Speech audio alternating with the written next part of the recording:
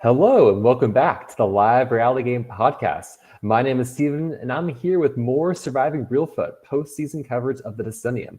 And joining us today is perhaps the most surprising player of the cast, at least 7 of his cast members. We have Charlie. Charlie, how are you doing?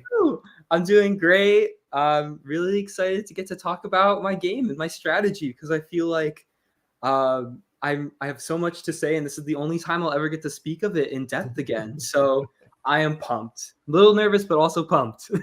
Well, I think you made a comment on like one of the podcasts last week or so where you're like, oh, this is number 6 for most surprising. I'm just like, I should have been tallying this all along. And so I promise postseason, I will go do a full tally of everyone's most surprising player and all those kind of fun superlatives. But were you surprised that a lot of people are naming you as the person who's surprising the most?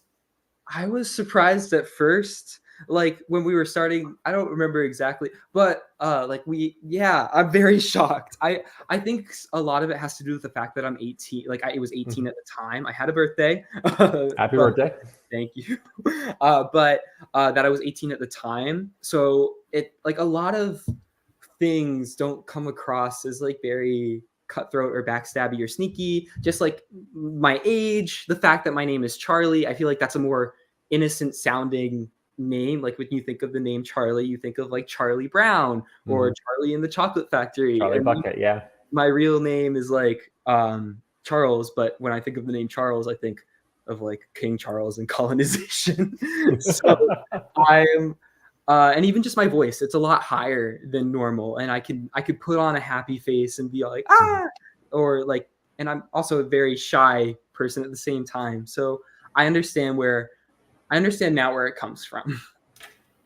So I want to talk about your road to Reelfoot. And let's kind of start like, how did you get into Survivor? Is Survivor a staple of your house growing up, or is it something you found on your own? So Survivor was something I found on my own. The show was not a staple of my household. The Amazing Race was, and it's my favorite.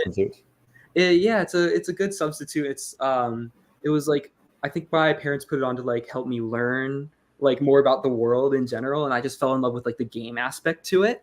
And then through that I found Survivor, but my parents were always like, you can't watch Survivor, that's not okay. So I would just watch it like under the bed sheets and like my under like it was like, if that's the worst thing I'm doing as a child, like that's not the worst thing at all that you could possibly be doing. Yeah, so that's how I got into Survivor. It definitely got me through COVID, that's for sure. Getting to like watch Survivor, and that's how I got into like discovering what online reality games were. Yeah. And so how long have you been playing Orgs?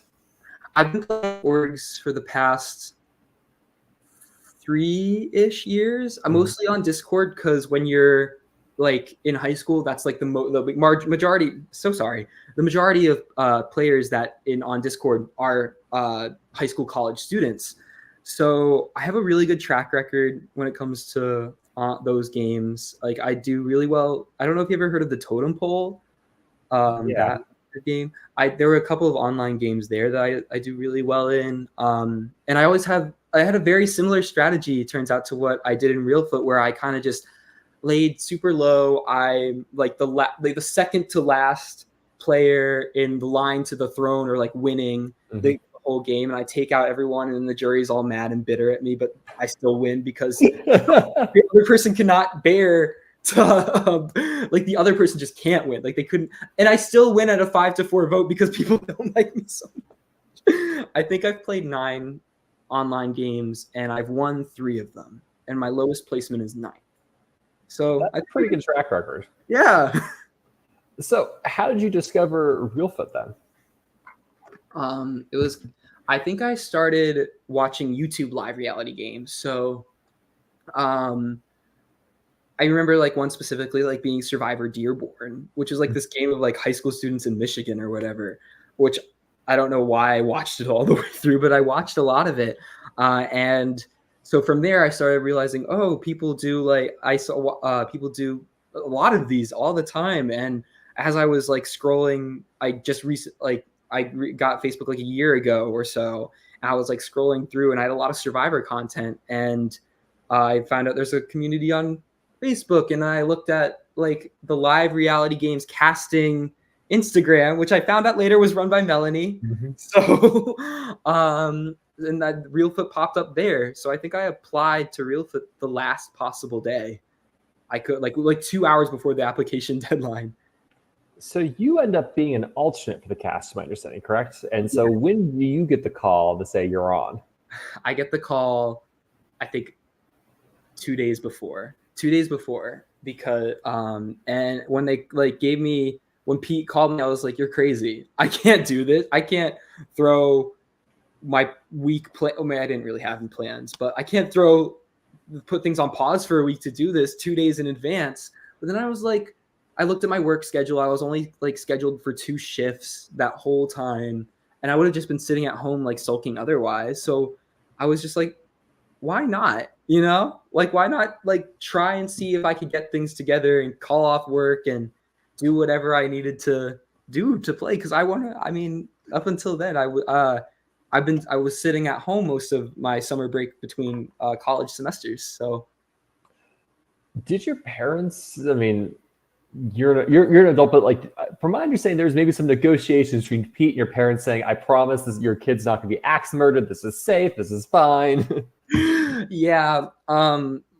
Yeah, I love my parents so much. They're amazing. And because they also love me a lot, they were worried about my safety. And so I had to be like, no, this is a real thing. A scam, this would not be there's the whole community of this online. It's legit, I promise. And it's not like I could have gone regardless. I just would have had to Uber to the airport instead of like getting driven or like take a train to the airport or something. Like it wouldn't have been that serious, but well, actually it would have. I don't want to like, you know, but I still want to, I wouldn't have done it without their blessing, you know? I always have to send my mom a full dossier of the game saying, here's the location, here's the contact numbers, here's like flights in and out. So like, here's everything, you know, and I will call you as soon as I'm out. That is always like what kind of happens with my parents. You're not alone. That was a fun conversation to have. Like, be like, hey, can I starve for a week in the random like woods in Tennessee, and I won't have my phone on me for a week. But you can watch. Yeah. What? Oh yeah, they can. Yeah, they did, and they did. I was so happy. Some shout outs here for some other cast members. We have James King. So happy you said yes, came out. We got to meet each other. You rocked. Yes. We also have Blake giving you the crown you deserve. Yeah. Thank you, Blake. So you get the call. You're like, all right, we're gonna do this. I'm gonna make it. Do you have any time to prepare before you head out there? No. And if I did, I honestly think I would have done worse. I mean, I wish I practiced making fire.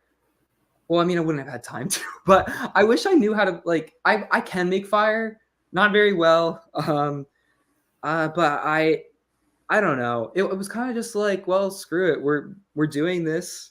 Might as well just have as much fun as you can. If I get out, I wasn't even supposed to be here. You know? Sorry. No, please keep going. Yeah, I didn't pack elimination clothes, so the stakes were high. I would have been rotting away in my clothes all week, regardless of whether or not I made it to day 8 or not. So I'm glad I made it that far.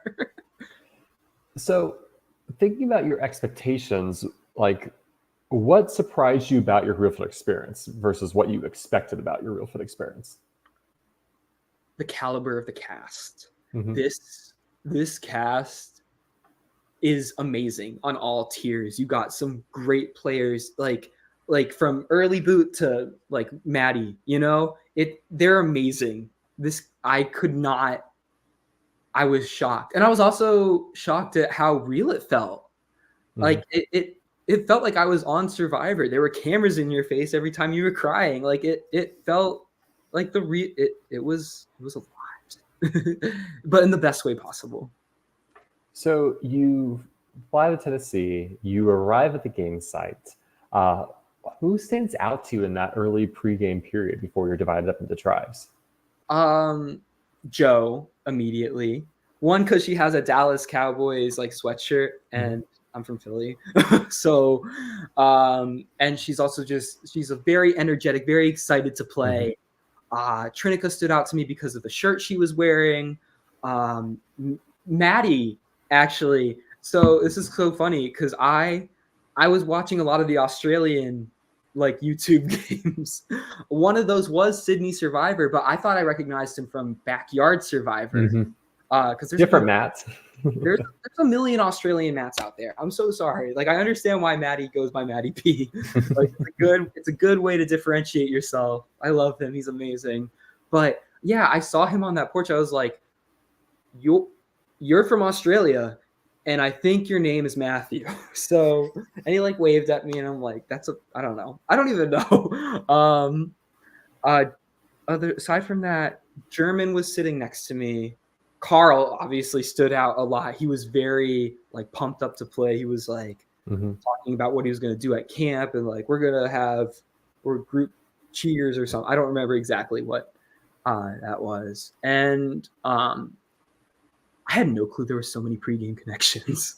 Wow. I was also looking at, sorry, I could like mention everyone, but I was looking at people that looked around my age, like Ethan and Jordan, and I met Melissa and James from like the car ride, and like even though we weren't really allowed to talk, and like staying overnight at Pete's house, James was there too. We weren't allowed to talk still, but you know, so I recognized those two. So that's who stood out to me. Did you have a strategy coming into the game? I was going to use my age to my advantage. I was originally going to lie about it, but Pete leaked my age to like James before the game even began. Pete, no. Yeah, Pete. Yeah, we were sitting at dinner and like they were making jokes about because they ordered alcohol and they were like, "You can't," and Pete was like, "You can't have any. You're 18," and James was like. So I didn't lie. I didn't lie about my age. I wish I did. That would have been so cool to admit to people at Final Tribal. I had envisioned that too. Like, oh, I'm actually 18. I'm not 22. Like, okay, I was about to ask what age would you kind of bump yourself up to? 21 or 22. I don't think I could pass for 23. Gotcha. Yeah, because I think it's hard because like 21, 22, you can still say I'm in college. 23, you're like, unless like you say, well, you know, like I've had a fifth year or something like that, it's a little bit harder. Yeah, and I wouldn't have been able to keep it up. I don't think. Like I would have been like, oh, I just graduated and now I'm in the job search. What's the job? Where are the jobs? I don't know. One other thing is, so like there are other games out there which you're aware of. Were you concerned about, you know, other people's game experience, or you're just like, now let's just keep it to whatever happens here? I should have been, but I really wasn't. Like there were some big games like being announced, like whispered to me like here and there, like Survival Challenge and Outlast and like these games that other people like knew had connections in. And I had just felt like it really did not, like I knew that I wish I knew so like that everyone was so intertwined, but I didn't really, I was like, I could out smart them all, or I don't know, not really, but you know. So when the game begins, you're put on the green tribe, the Okina tribe. And so you're with Ethan, Hannah, German, Melissa, Tony, Trinica, Melanie, Danny, and Joe. What were your thoughts about this group of people together as your starting tribe? It was an amazing group. It was such like a positive and like it felt like a very strong tribe, especially in the beginning when we were like started to win all those challenges. Like the morale was high. I felt like I was connecting with people like really well. This was like, I don't think I could have had 9 better people on my tribe, but the only issue was like it was going to be so hard to vote them out, you know, but oh well. So in those first hours of the game, what are you doing? Are there people you're trying to strike alliances up with immediately, or are you just kind of focused more on just learning about the people around you and taking it slower? I'm trying to observe. I feel like people were very giddy about trying to start the fire. And I was like, maybe this is not the best idea considering we're going to have to leave for a challenge soon and it's going to rain. So having a fire just didn't feel necessary at the time. So I was like, you know what? Also, I have a couple of burn scars from working at a summer camp. So I was very afraid to touch the fire. That's why I did not touch the fire that much, is because I'm scared. I'm scared of the fire. Oh, sorry. So keep going. I was planning on going working on the shelter, and I was helping Melanie and Joe, I think, out with the shelter a lot, while Trinica and Danny were working on the fire. And like these people, they were trying to like weave the rope through the entire tarp. I was like, guys, use the machete to cut it. They were tying knots on knots on knots on knots on knots. And I was like, guys, just tie a clove hitch. It's like a simple X with like you put the rope under the X. And they're like, that's going to hold it. And I'm like, it'll hold, I promise. And it held. Did you ever do Boy Scouts or anything like that growing up? Or just, okay. Yeah, I was an Eagle Scout. That's something I tried to like hype up and like make people think. I use that as like a way to be like, I'm an Eagle Scout, to be like, dang, he's young. Even though like, as much as I love Boy Scouts, is like it's a very questionable organization in my opinion. But it definitely gives you potentially more outdoor and survival skills than other people. Yes, absolutely. So through that first day, do you feel like you made any connections or alliances at that point, or are you just kind of, like you said, kind of stepping back and observing the tribe? There were definitely people I felt close to compared to others. Like I felt like I was getting on well with Melissa and Tony. I really liked Danny's vibe. Like Danny was like, go Okina, 9 gonna win. And like I love Danny so much. I was like, he's amazing. Like he was the tribe morale. But I was also being observant. Like I had noticed that Melanie took on more of like a Kumbaya tribe leadership role, like asking a lot of questions about other people, getting to know each other, which I think was really cool. But you could also tell, like starting at like the night when night fell, like Melissa and Tony, it felt like they had a very strong presence in the group as well. How was that first night for you? Oh, that first night. Oh, sorry, I need to. I'm gonna drink water a lot here. Cheers, same. I'm gonna, at this point, just keep my analogy open. The night was interesting, very interesting. We had a lot of storms, a lot of rain, and the two tarps they weren't gonna fit us all. So like we hear a lot of lightning and thunder, and next thing you know, the radio's going crazy, and we can't tell what's happening. And production comes in. We're like, we're gonna like you can go if you want. And I'm afraid of thunder. I hate thunder. And being with that group of people actually relieved me of that fear. But as soon as they gave us the option to go under a tin roof, I was like, let's go. Let's round everybody up. We're all going. And I wish they had all. I wish production had evacuated everyone because it did not feel very safe to be out there. But I understand why people wanted to stick it out.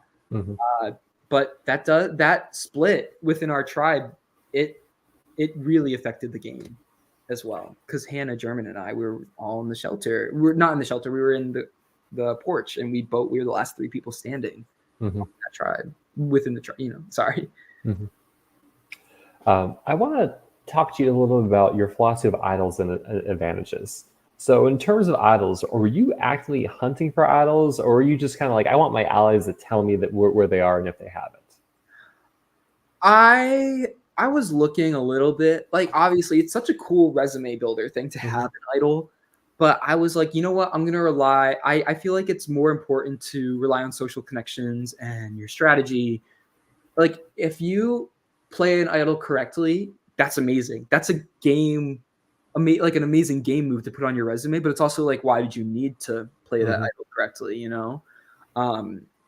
So I wasn't really looking. Sorry, I had a point I was going to make. I forgot. Oh, I was looking after I got that clue. and we'll get to that shortly too.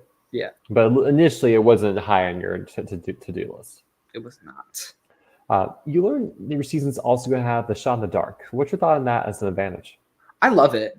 I love a lot of like new era advantages, not the hourglass, but like the Good. Oh, that's terrible. Oh my gosh. But like knowledge is power. I love it. I love it so much. Final Four fire making twist. I love it. Shot in the dark. I love it. Like give it all. Give me everything. Like I'll eat it up. You also have redemption in play. Did that factor into your game at all? Yes. In a way I would like to not admit, but I was happy that redemption was there. No one wants to like be eliminated day 3 and just be sitting there for the rest of the game. So I was happy that everyone, if they wanted to, could have at least like 4, 5, 6 I don't know how long redemption was going to last, but at least like 5 days in the game. So I was really happy. In hindsight, never again. We will not. I don't ever want to see redemption again. If you come back, congratulations, you're the merge boot. Like get out. I'm sorry. I'm traumatized. Especially now that we've had 2 Reelfoot winners who went through redemption. It's kind of like, okay, I think we need to maybe think about that more close about the threat level those players exude. Yes. I'm glad redemption exists though. It should. Yeah. And finally, fire tokens. So I feel like fire tokens, I thought they were going to play out exactly like they did in Winners at War. Like this is going to be an advantage or a twist that is so prevalent pre-merge, it's like ridiculous. And then it's going to taper off as soon as the merge hits and no one's going to care. And I feel like I didn't bother saving up or spending or not spending. I did bother spending, but I didn't bother to save anything. And I feel like I was right too, because really there was only one opportunity post-merge to even buy anything. And I feel like I made out with like a bandit at that auction. So, and I had two coins. So I was fine. So the fire tokens are tied with the outpost twist, and you are the second outpost with Tony from your tribe, along with James and Sandra from the Nonkana tribe. How was that visit for you? I think that visit is actually like a savior to my game personally, because it brings me closer to Tony, which I think is the reason I end up in the Sexy Six Alliance. Like that connection is huge, huge, huge. So getting that second point in, like, what was it? The ball maze challenge. Yeah. That gave me even more reason to get to go. So I was thank God I got to go. But James and Sandra, they were like, we need your tokens. Give us your tokens. James is like, I'm leading this majority alliance, and if you give me the tokens, I'll put in a good word, which implies you won't put in a good word if we don't. And I was like, James, like we had that like semi pregame, not pregame, but like a little connection because we both stayed at Pete's house the night before. So it felt like I got like, even though we didn't talk game, it was kind of just like, okay, well, we're friends, But where'd that majority alliance go, James? I'm so sad I didn't get to play with him. Whatever, it's fine. So you and Tony get an idle clue out of that trip to the outpost. What do you do with it? Well, we decide to not share it. Tony holds on to it, I think, which I think is a mistake within itself because I think he shares it with like 88 other people. But that clue was ridiculous. Like the pink clue led them to like the bottom of their tribe flag, like right underneath, and they all found it within seconds. There are 88 spots. Like our clue had something about where the grass descends. There's 18 places where the grass descends, and then the shadows with crossing sticks and shadows blending, that narrows it down to like 17. Like we're not gonna find this thing. It was hard to find, and it wasn't even in the place that like we all thought it would be. I don't know where it was found. Did you share that clue with anyone? I personally didn't, because I didn't have it on me. But I think I did tell Ethan, like, Tony's not telling you about this idle clue. And I think he genuinely didn't know. So I think that brought Ethan closer to me for all 2 minutes before we swapped. Or not swapped, but like before, like, I don't know. I told Ethan at some point. In one of your reward trips, you go to you go off-site to an animal sanctuary, I believe. And this is in the car where I just from understanding is kind of where the Sexy Six begins to form. Yes. Did you know this alliance was going to be happening, or just like, cool, I'm in it, life is good? I was a little confused at first when they like asked me about it, like, hey, you like this group? But I was in a car with Melanie and German, I think, on the way there, because we just slept the whole time. So yeah, I was I think a little shocked that we were like strategizing while this poor guy was giving the tour. We just did not care. We cared, but there was a promise of food at the end, and we were like, this alliance was forming during that reward, like as we speak. So like, I feel so bad for that poor guy. He tried his best. What were your thoughts about this alliance? Yes, I will say yes to any alliance. I don't care who's in it. Like, if you're approaching me with alliance, I'm gonna say yes, and it's gonna be, I will, like, it felt real. It felt very real to me. So I was gung ho sexy 6, like I guess, are there people outside the alliance that you're like, I still really want to work with this person? Are there people inside the alliance you're like, I don't know how comfortable I feel working with so and so? Yeah. So outside of the alliance, I really liked Danny a lot. I felt like there was like some sort, like he was in the shelter a lot, but I don't think it felt like he was in the shelter a lot, but I felt like we were like getting along really well. And I think during day 2, German hadn't really like started super strategizing yet or super socializing. So maybe I wasn't super close to him. Melanie, I think day 2, she started saying my name. I don't remember for sure. I don't know. I don't know. But she was okay. Like, I heard from, I think, Hannah that she was saying my name either day 2 or morning of day 3. So I felt like it wasn't very, I felt a little more distant with Melanie.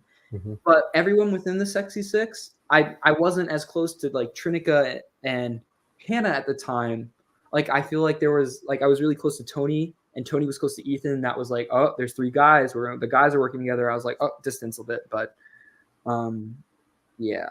And Melissa too. I felt close to Melissa. So that second day, you win all 3 reward challenges. You win that first immunity challenge. No one from the Kino tribe is going home. How are you feeling end of day 2 about things? I felt okay. I felt really. I was happy I survived. I was happy to not be the first boot. Like, I was like, I made 1 deep. I can keep going. Like, it's a little step ladder. That night was really cold, and it was sad, and yeah. At that point, did you know who you wanted to target on your tribe, or who would be the first boot? I think it was unfortunately like a group consensus that it might have been Joe. It would have been Joe, because Joe, she was so caring and so kind and sweet and thoughtful. But it like, there was one point where I was like, was just going through the mud on my Crocs, and I looked down, and her Dallas Cowboys sweatshirt is just in the mud, and we're all stepping on it. I'm like, well, Joe, are you like? It felt like. And she was very much idol hunting as well, and not as she should be, because I feel like she sensed it. But I also feel like Joe and I had connected on like a couple of similarities that not everyone else would have. And I think there was one point where I did like make a pinky thing, like, we'll look out for each other. So I felt really bad about that one, like really bad. Could you rank for me the people in your tribe from most important to your game to the least important to your game at this point? Tony is first, Melissa's second, Ethan, Trinica and Hannah are like somewhere like 4th, 5th. Danny is 6th, and then Joe and German might be 7th, 8th, and then Melanie. I love Melanie. She's an amazing person and like does so much for the LRG community. But I was really wary of Melanie at the time, because like that was the only person I heard said my name up until that point. So on day 3, you will go to a lot of tribal councils. It is back to back to back. And so you have a silent relay race. It Oh, doesn't work well for you. don't talk to me. No, I'm kidding. That challenge sucked. That challenge sucked because I was in the pivotal role. I also made that like I took the lead in making that stretcher, and it was so heavy, and we didn't need to only one person could carry it at one point, so that's my fault. And then I screw up. That phrase was hard, and like the way it dig down, jump around, dig down, jump around. It rhymes. It makes sense. The corner, dig down, jump around the corner. It doesn't work. So. Sorry, I have a lot to talk about this challenge. I have a lot of grievance. Charades is not your game. Charades is not my game, apparently. I thought I would do so much better at that than I did. Mm-hmm. And then, finally we get it. And Tony's running back, and he doesn't have a puzzle piece. So I hold up the puzzle piece I have, and he's like, dang it. And he has to run all the way back and then come back. And then Tony's gassed out at this point. So it's Hannah and I carrying this stretcher, and Melissa's encouraging us. But I think there was one point where Tony was pushing as if you would you're pushing a big box on wheels or something. Mm-hmm. I was like, Tony, get off. I give the game the look that if you do not get off this thing, I will literally feed you the rattlesnake you fell into. I was like, Tony, please. So he did everything he could, by the way. He's in it good on him. We have a comment from James. Do you go head to head against him a lot in these challenges? Yes, I do. We went head to head in Idle Hands. We went head to head in this stretcher challenge, and we went head to head in the medicine ball challenge, mm-hmm. which actually that head to head was kind of funny. I'm so glad James is watching. He's awesome. We went head to head in the medicine ball challenge, and during our second head to head, he won the first one. He got to the attack zone, but I was able to we were able to catch our breath a bit, and I was like, what can I do to get this ball from him? So I try to start kind of crying and be like, James, please, I need this one. I'm next. If I lose this, it's me, Danny, or Melanie. Please. Mm-hmm. He was like, nah, I can't do that. And I was like, okay, fair enough. He needed it more than me. He was next to go, unfortunately. So after you lose that first immunity challenge, Hannah goes to Alpus and comes back, and she shares that she has a mutiny advantage. Yeah. Did that mean anything for your game? Yes, absolutely. She was and it definitely means something down the line. Mm-hmm. But we're talking about it as in we're going to use this as a tribe advantage. It's for the tribe. It's to get us the numbers where we need them. But I was really I don't know. It was in my mind. I didn't know it would have such a major effect on the game. Mm-hmm. When it came to the strategizing around the Joe boot, anything you want to talk about? Not really. Oh, maybe because they split the votes between Joe and Danny, and I was like, shoot, because I like them both. But I feel like for game longevity, it made more sense to vote for Joe because she was getting the majority of the votes anyway. Mm-hmm. And I felt really bad having to vote for her and writing her name down right in front of Trevor, because that's her husband. So yeah. I love Joe. So Joe's voted out 6-3-1. You vote for Joe. At the next, we already kind of talked about the Steal a Bacon challenge. Anything else you want to talk about with the head-to-head against James? I'm happy I was able to tackle him. He's a Marine. Let's be so for real. How was I gonna ever beat him? And I think in anything ever. But maybe I don't remember whatever. But yeah, I think he told me afterwards, he had engineered the lineup so he would always go against me or whatever, which is fair enough. I don't feel bad for losing against James because it's a wrestling challenge and he's a lot bigger than me. So yeah.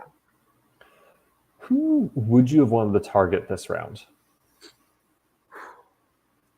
Is this the Danny boot? This is the Danny boot. Okay. I would have, Melanie obviously comes to mind, but I would have been hesitant because I did not want to see the first 3 boots of the game all be women. Mm-hmm. So I was maybe Melissa will start a German train and that might work.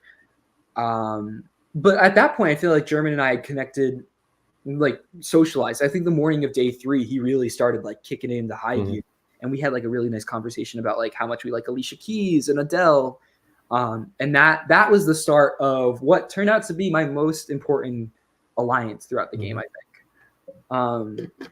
But yeah, Danny. I love Danny, and I was so sad to see like that image of me and Danny hugging and crying is like everywhere, and it was sad. But I do think he made what would have been an extremely hard decision for me a lot easier.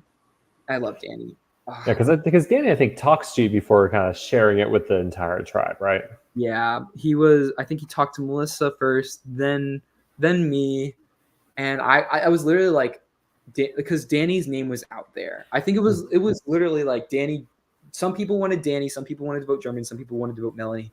And I was ready to kick it into high. I keep saying that, but whatever. Kick it into high gear and be like, Danny, I will do everything in my power to make sure you don't go home. And he's like, nope, I'm going home. And I was like, oh no. Yeah, Danny's awesome.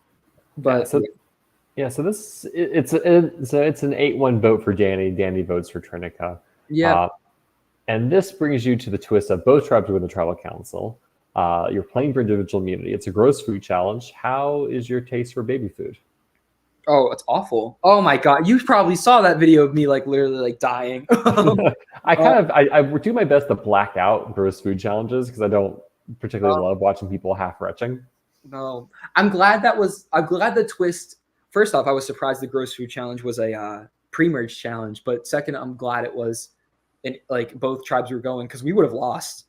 Like Carl and Blake, was it Carl and Blake in the final two? They're machines. Like they could eat anything. I don't know, but yeah, the baby food, that was awful for me. Like I was literally like about to throw up. I hate that texture. The tofu was easy. I don't know why people. I don't know. The tofu would have been like a round 1 food for me. Like I got that down real quick because I eat tofu anyways. So like uncooked tofu, it's not that big of a deal for me. I was the first to finish that one. And then the worm. I looked at that thing that was creepy crawly ice cream. I'm like, I turned the cup over. I'm not doing that. That's not happening. That's not happening. We can't. So Trinica wins immunity for your tribe. And this is probably one of the most contested tribal councils with how gridlocked people are, where to this day, still not quite sure how the votes ended up the way they are. Talk me through the strategy for this, because you have, for what it seems, a very large role in the outcome of this vote. Yeah. So it was between German and Melanie. I don't think that anyone in the Sexy Six would have voted anyone in the Sexy Six. Would you have? No, I wouldn't have at that point. I was gung ho Sexy Six pretty much when I got into it, but I had realized like it's the 4 shelter people and then Hannah and I. It felt like a little hierarchy thing. You know what? Tony, Melissa, then Ethan, Trinica, me, and Hannah, and like these 3 pairs in that order of hierarchy. So I was willing to ride it out, but I was starting to have fears that we would not swap at all. I was worried that we were going to merge at final 10 and not have a swap, and we were going to have to decimate our tribe, or either that, or we were swapping at final 14. So I did not expect to swap at 15. That's for sure. Sorry, I talk way too much. Not really. This is your time to talk. Yeah, fair enough. Yeah, so I was starting to have very clear theory, like we're swapping at 14 or we're not swapping at all. And that's scary because we're losing challenges. We're on a losing streak. So I was really worried. Well, actually, I do know my name was German. So Melanie and German, it was between them. It was always between them. But Melanie had said my name a while back. But then German said my name this round, and Melanie lets me know. And that's when I start freaking out because it's not just one person now. It's 2. And two people saying my name is really dangerous for me. I can't have that. So I'm very scared. I'm going around to people being like, German said my name. German said my name. I wish I had said that when Melissa brought it up at Final Tribal Council. That would have been a much better response than, oh, Melanie's was lying. I don't know. I didn't know what to say then, but now I'm a clear head. I have a clearer head. So, sorry, I could talk. There's more to say, right? So the Sexy Six has a morning meeting. The night talk was scary. It felt like playing like Super Mario, but like the underground pipe thing, like the and like flashlights were going on and off, and you couldn't see who was where, and that was scary. But we have the Sexy Six has a morning meeting. We're like, Hannah is pushing to vote Melanie.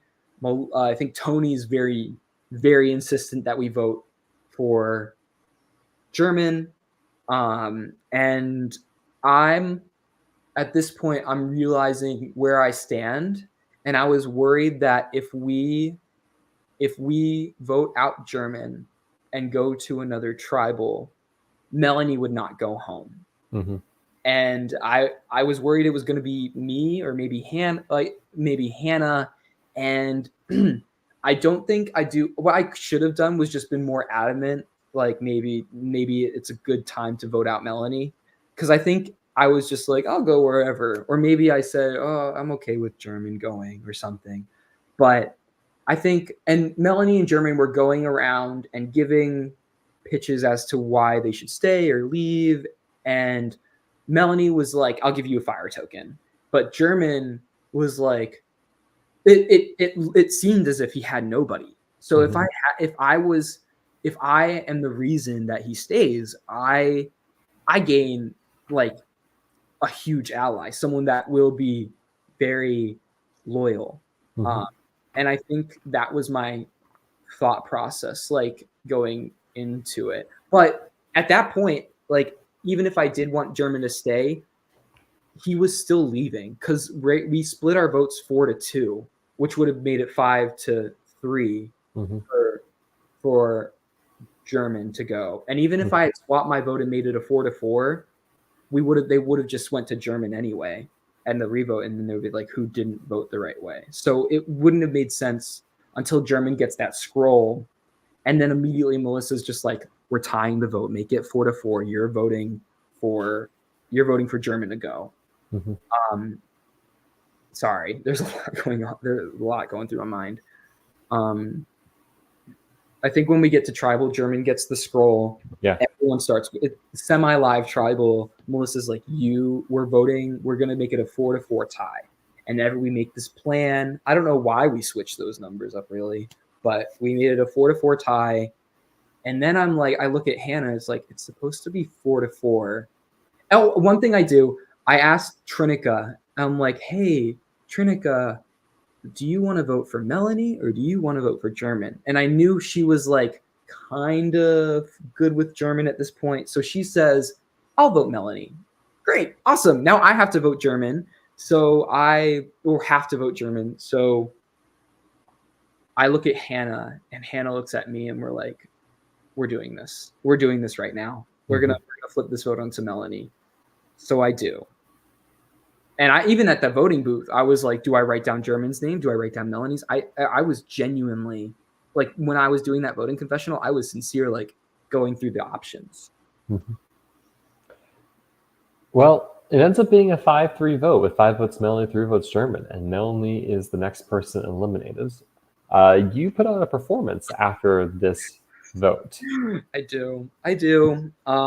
So I didn't want to outright say that I voted Melanie and I did it on purpose because it goes against Melissa and it goes against Tony, and those two are very extremely influential players in the game.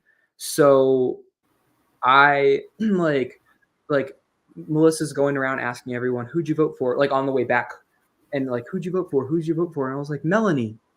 I was supposed to vote Melanie, right? And she was like, you weren't. And I think she immediately knew I was like lying. But I really needed to save face with Tony, or like patch things up with Tony and Ethan specifically, because I figured we weren't gonna immediately swap after. So, but I was really worried, like, this is not believable. Melissa very clearly told me who to vote for. Mm-hmm. And I was like, yes, I will vote German. So what do I do? I psych myself into crying very heavily and I ugly cry very much in the shelter for like an hour. And people believe it. People asked me like after like they found out I was lying if I did theater or something. Yeah, I do. I did do theater for a while. The perfect survivor skill to pick up. But it was fun in a sadistic way. It was really fun. It was fun to cry in the shelter and just be like, I hope they believe me. Because Tony visits me and he's like, it's okay, Charlie. We'll pull in Trinica and get numbers there. Mm-hmm. Ethan's like consoling me. Melissa comes over. She's like, nobody's mad at you, Charlie. Like she was not having it because I think I pinned it on Melissa and Trinica telling me, like confusing me or something. So like Melissa was not having it as she should. She was like, no one's mad at you. And then Trinica comes over and she's like, it's okay. If you did it, you can tell me. I wanted German to stay too. And like Trinica clocked me right away. Like she knew as well. But what really matters is that Tony believes me and I think Ethan believes me as well. Because those are the two people that I need to believe me. Well, thankfully, you're going to swap, so you don't need to deal with the repercussions. But let's do a little what if. Who would have been the next person voted out of that tribe? I still think it would have been German. It was regardless of how I vote, I think it's either German or it's Melissa or Ethan because those names were going out right after. Mm-hmm. But German caught so much heat after because he was like, I'm not sharing this idol clue with any of you. And like it was really tense for a moment. And I did not want that to happen. Mm-hmm. I didn't want it to happen, but I knew it needed, like this tenseness needed to happen. I need the heat off of me because I just made a move and I'm lying about it to everyone. So I need everyone to be focused on German or focused on Melissa or focused anywhere but me. And I think I did a really good job at that, honestly. Sorry, but I feel like my intentions, even though I wasn't really good, able to articulate them in this podcast, I don't know. This isn't Final Tribal. Don't worry about that. I know. My intentions were there, and I think it was mission accomplished. Even a German came up to me in the like I was crying in the shelter, and he was like, "Thank you for saving me." And I don't even tell him I was like lying because I'm so scared that anyone else. I'm just like, I messed up. You're not supposed to be here, German, or something like that. More like chill. I was like, I'm a good fake crier, I think. So you reach the swap. And so you end up swapping onto the non-Kana pink tribe, and you swap along with, from your tribe, Tony, German, and Hannah. Was this the ideal 3 people to be swapped with for you from your original tribe? This was the ideal 3 people to be swapped with. Like this is amazing. Like this, I still have Tony kind of on my side because I think he still thinks. I don't know exactly. I don't want to speak for Tony at this point, but I think he still has some sort of trust in me. Because he thinks I genuinely made a mistake. And German and Hannah, I just worked with them to save German. So that's amazing. That's cohesively, German and Tony were at odds with each other, but I felt really good within this 4. And we could use Tony as a shield. So, and you also get Carrie, Sandra, Shauna, and Blake from the original Pink Tribe. How did that work? What was your thoughts on them? I really all 4 of them are really, really fun to be around. But sorry, but I like burp. So starting Kiri, it felt like a long lost friend or like a sibling almost. Like I think we like looked at each other and we're just like, yep, we're friends now. We're allies. Like it was like the connection was instant, I feel like. And Sandra, I have a grandma from Boston named Sandra or Sandy. So I was like, oh, that's a cool connection. I tell Sandra that to Sandra. I'm like, wow, that's really cool. Shauna, oh my gosh, like she could talk you into anything. Hold on, Sandra's like a grandma. Sandra. My Nana. I call her my Nana. But not you, Sandra. I call my grandmother my Nana. But yeah, so I felt like Sandra and I had a semi connection, but Shauna, it felt like when you were I was trying to be like, I want a buddy. I need because we rode in the car together to get to the lodge. So I was like, oh, I recognize you from there. Like we can, because I genuinely didn't feel like I had a number one throughout any point in this game. Yeah, I cycled through like 8 of them, So I really did. I wanted a buddy, but it felt like any time you were talking to Shauna, it was just she agrees with you right away. Yeah. Oh my gosh. Wow. It was so sociable and likable to the point where it's like, like she's this sociable and likable. And also immediately, like after I talked to Shauna, we were like talking about what happened in our tribal councils. German immediately comes up to me like not even 10 minutes later and is like, Charlie, I don't like that you told Shauna that I got an idol clue. And I was like, there is only 2 options there. We either I'm a loud whisperer, which happens, or Shauna immediately told German that I told her that German found a clue.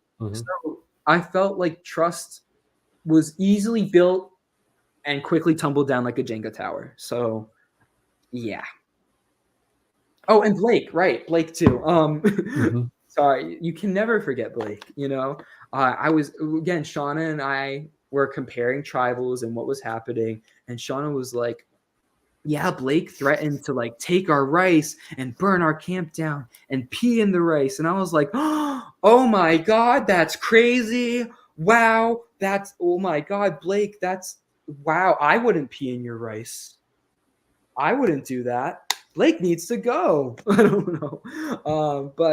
And even when I was talking to Blake with my first one-on-one, it kind of felt it felt like I couldn't get through that wall. But I think he drops Tony's name, being like, oh, if we do vote, who's the first to go? And I think he's like, Tony, maybe. And I don't think he was being sincere with that.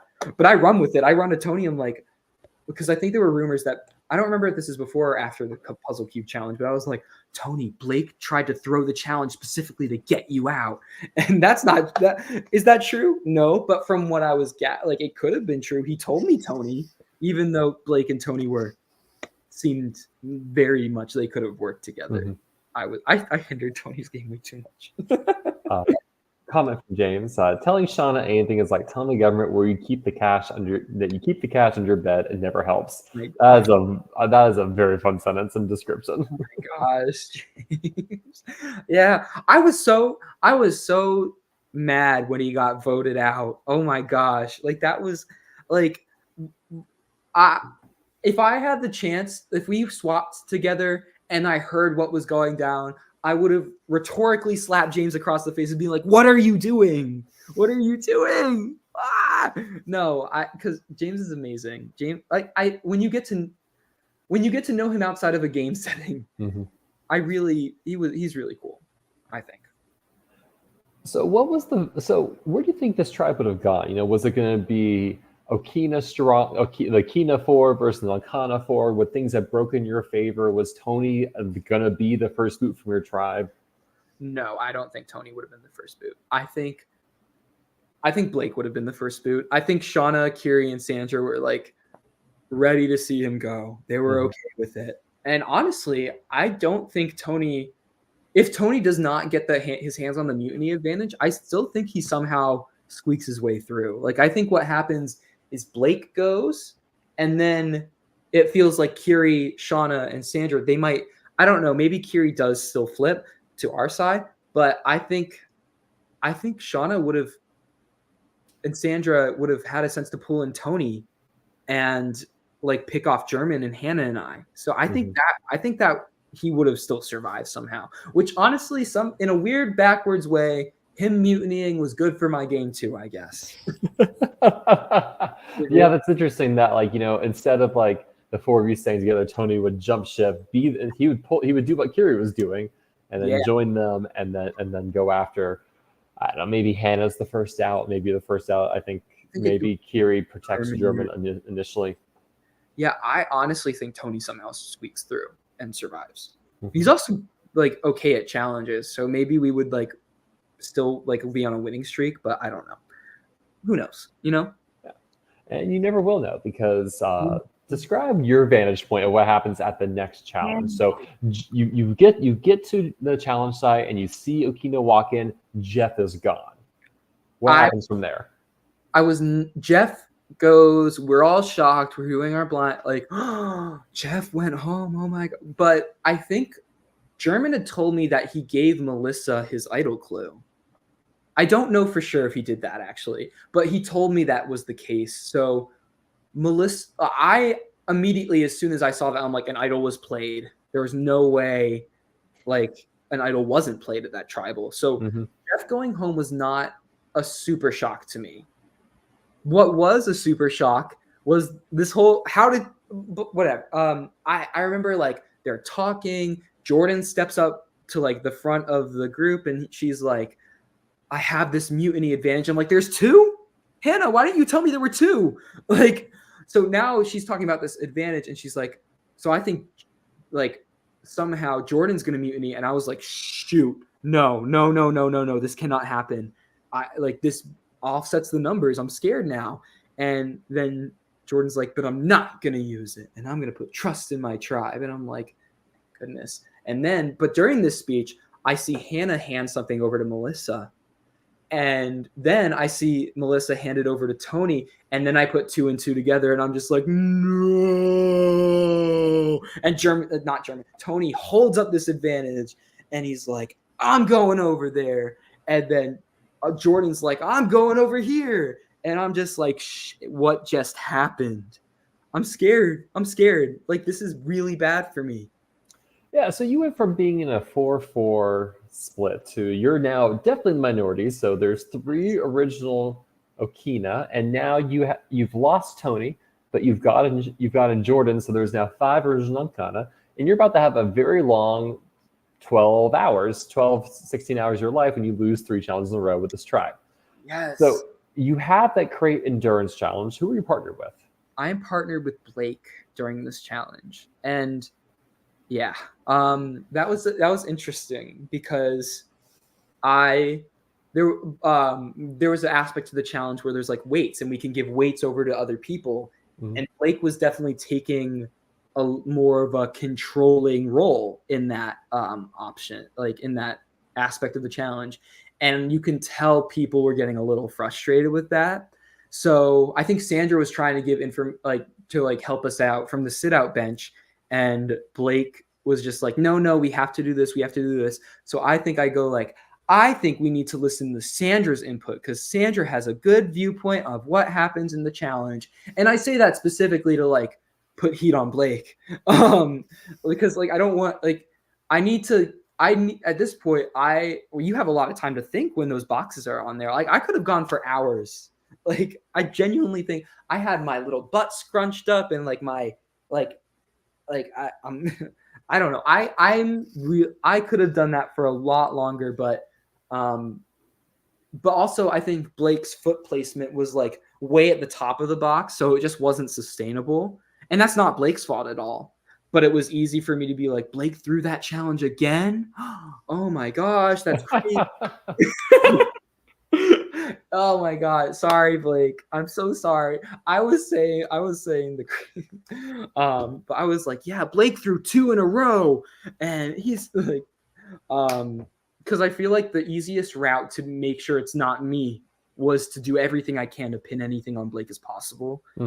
So, but we're the first out. Also, there was a lot of like, it felt like as soon as Tony had mutinied, you wouldn't have noticed because they had such good team. Like they were joking around as a team and working really well together. And it felt like Tony had found his home. And I was like, I don't know. I didn't know what to think about that. It felt, this is like the start of a very long and arduous rivalry between the 2 swap tribes. But Also when I get out of that challenge and we're on the in my sit out bench, I'm like the first out. Blake is just like, all right, what are we gonna do? And like he's talking to Sandra, and Sandra's just like, oh, I think we gotta stay pink strong, right? We could vote out like Charlie or something. And I'm like, I'm right here. I'm right here. Like what? And like she like looks behind me. I'm like, oh, I thought you were Trevor. My bad. And I was like, are you kidding? Like, I'm right here. So I'm really scared now because like I think Sandra actually was gonna vote out Blake the whole time. I don't, but she was saying that to Blake to try and yeah. So I think she was just saying that to Blake. But at the time I was like, well, it's me. I'm going home. Like my meat shield and Tony is gone. Now it's me. I'm in the minority. Oh well. So you lose the challenge. How was the scramble for this vote? Was it very clear that, hey, I'm safe, it's Blake, or was that not clear for you? It felt clear, but I was so anxious. That was the first time I was like, I could genuinely go home and I could cop a lot of votes. And I do think if that shot in the dark landed, I would have gone home. If that shot in the, oh gosh, I don't know. I think the vote would have reverted back to me if if Blake stayed. But knowing that it was going to be 7 votes Blake, were you tempted to throw your vote on someone? No, because if it would have had to have been Sandra or Shauna or Jordan or Kiri, and I didn't want to. I wanted to keep as many options open as I could, and with the difference with the shot in the dark, it's like. It's a 1 in however many players there are. So it's a 1 in 8 chance that I would have gone home, which is like the same odds of if I would have like we all just drawn rocks at random. Yeah. So I was willing to take those odds. I was willing to take a 7 in 8 chance of being safe at that moment. If it meant because if I had done that and the shot in the dark didn't land, now I have to explain like to someone why I voted them. Yeah, it's even better. It's like a 1 in 8 shot, it lands, and then a 1 in 7 shot, it's you on the revote. And maybe a 1 in 7 is wild. Maybe it's a 1 in 3 if it's just going to be between you and Hannah and German, but still. But I think the vote would have been me. I still am very like since like that vote, like I think it definitely would have been me. Absolutely. Sandra, if you're listening, comment and let us know. Yeah, it wasn't me. I'll ask you next week. I know Shauna said it was me. It would have been me, but also, I don't think we could have gotten Kiri onto our side because Blake can't vote. So it's just the 7 of us. I don't think we would have been able to like convince Kiri to vote out Shauna or something. Oh, the Shauna blind side started here, by the way. Talk to me about that. Because German was like, hold on, Sandra. Had Blake's shot in the dark been successful, was Charlie going to be the revote? I'm very interested to see. Well, I guess I could answer what was happening, but we were dead set. I think everyone was dead set on Blake, and Blake I thought was going to vote me, but played a shot. That's another reason. Sandra, plead the fifth. All right, we'll talk about next week, Sandra. Okay, Sandra. But yeah, sorry. Oh yeah, so we were all dead set on voting Blake. But German's over here being like, what if we blindside Shauna? And I'm like, German, we are on thin fucking ice. We cannot do this right now. This is not the time. And we pull in Hannah or like, do we blindside Shauna here at the Blake vote? And Hannah's like, no, I don't want to do that. I think if we were to throw a vote in case of a shot in the dark, but we weren't really concerned about that because I didn't realize we didn't play. No one played a shot. Like I didn't. Sorry. Yeah. No one plays a shot in the dark the entire season. But there's a world, right? You have 3 votes. You have a tribe of 8. German at this point has his vote cancel. Right. Yes. Right. And so you could say, "Hey, Blake, your tribe's looking you. Come with us. We're voting Shauna, and it'll be a 4-4. But we will use this extra advantage to make sure it's a 4-3 our favor, and then we'll have control." Yeah. So. But that's risky. Sorry, I blanked, but I think what was happening was Blake was always going to go. It was Blake. And if it wasn't Blake, it was me. And maybe I could have done more to like prepare and like throw votes out, but it was gonna be it was. I think there was like a consensus that was clear. It's gonna be Blake. Well, I mean, so you have you know Blake's going. You're kind of talking like, hey, what if we do something on Shauna? How much are you actively thinking about we're gonna lose again, and what are we doing next round, or is it just like we just need to get to this first round and win? Get through, because we were certain that it was dark already. So if we lose again, we have 12 hours to recuperate. Yeah. So I was just like, if we get through this one, I make it to day 5 at least. And I have the night and the day, the morning of to figure something out. And I do. That was a fun morning for me. So Blake goes out 7-0. You have the hot pursuit challenge. You lose. You have all night the next morning. Talk to me about, because you said this is your favorite round, is the Shauna vote. So what's going on here? Yeah, I'm so sorry, Shauna. But the challenge itself was awful. Like we got to the challenge. They started saying what the challenge was, and there was a group sigh. I like look at Shauna's face. I look at Kiri, and we're just like, because our tribe is a very strong tribe, but you have Tony, Melissa, who like runs a lot, Trinica, Ethan, Maddie has legs for days, Carl is a fast runner, as we saw in the medicine ball challenge. Like that group, they had both the speed and stamina, and we just knew. And like right after that challenge, like when we lose and we drop the thing, Nate was like, because we gained on them originally, and then we just lose steam. Nate, who was on production, was like, I really thought y'all had that one. And I was like, Nate, shut the fuck up, please. Shut up. I'm like, no. I think I feel so bad. I'm so sorry, Nate. That was, you did not deserve my wrath during that post challenge. And the walk back was my darkest hour, literally, because Blake took the flashlights.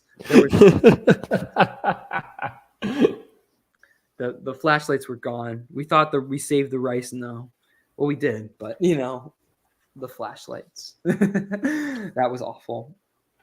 So does much happen that night, or is most of the action the following morning? I'm still on the impression that it's me. That if we voted right now, I go home. So I was really, really sad.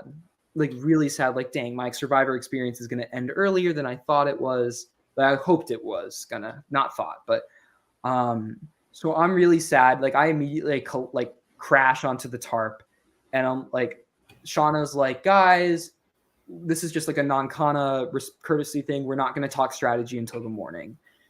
And I respected that, but I was like, oh, is this a crazy way? Not crazy, but is this a way that just Shauna's going to control the vote again and make sure no one's talking, like Rob Father buddy system? Like, so I know Shauna, like that was not her intention, but because like we just wanted a peaceful night, and it was sad that we couldn't get that. We really all liked each other. Like I really like, I still like I had less trust in Shauna, but I really liked Shauna as a person. I like everyone as a person. We didn't want to vote someone out. We didn't want to send someone home. So it was really sad. It was really sad. But I was most sad because I was like, I thought it was me. But I was like, you know what? I'm in my head, I'm going to make a plan. I'm going to make this major plan. I'm going to like figure it out, and I'm going to ensure that it's not me. So it has steps. This is a multi-step plan. So step 1, find an idol. So I take the one lone flashlight we do have in the middle of the night.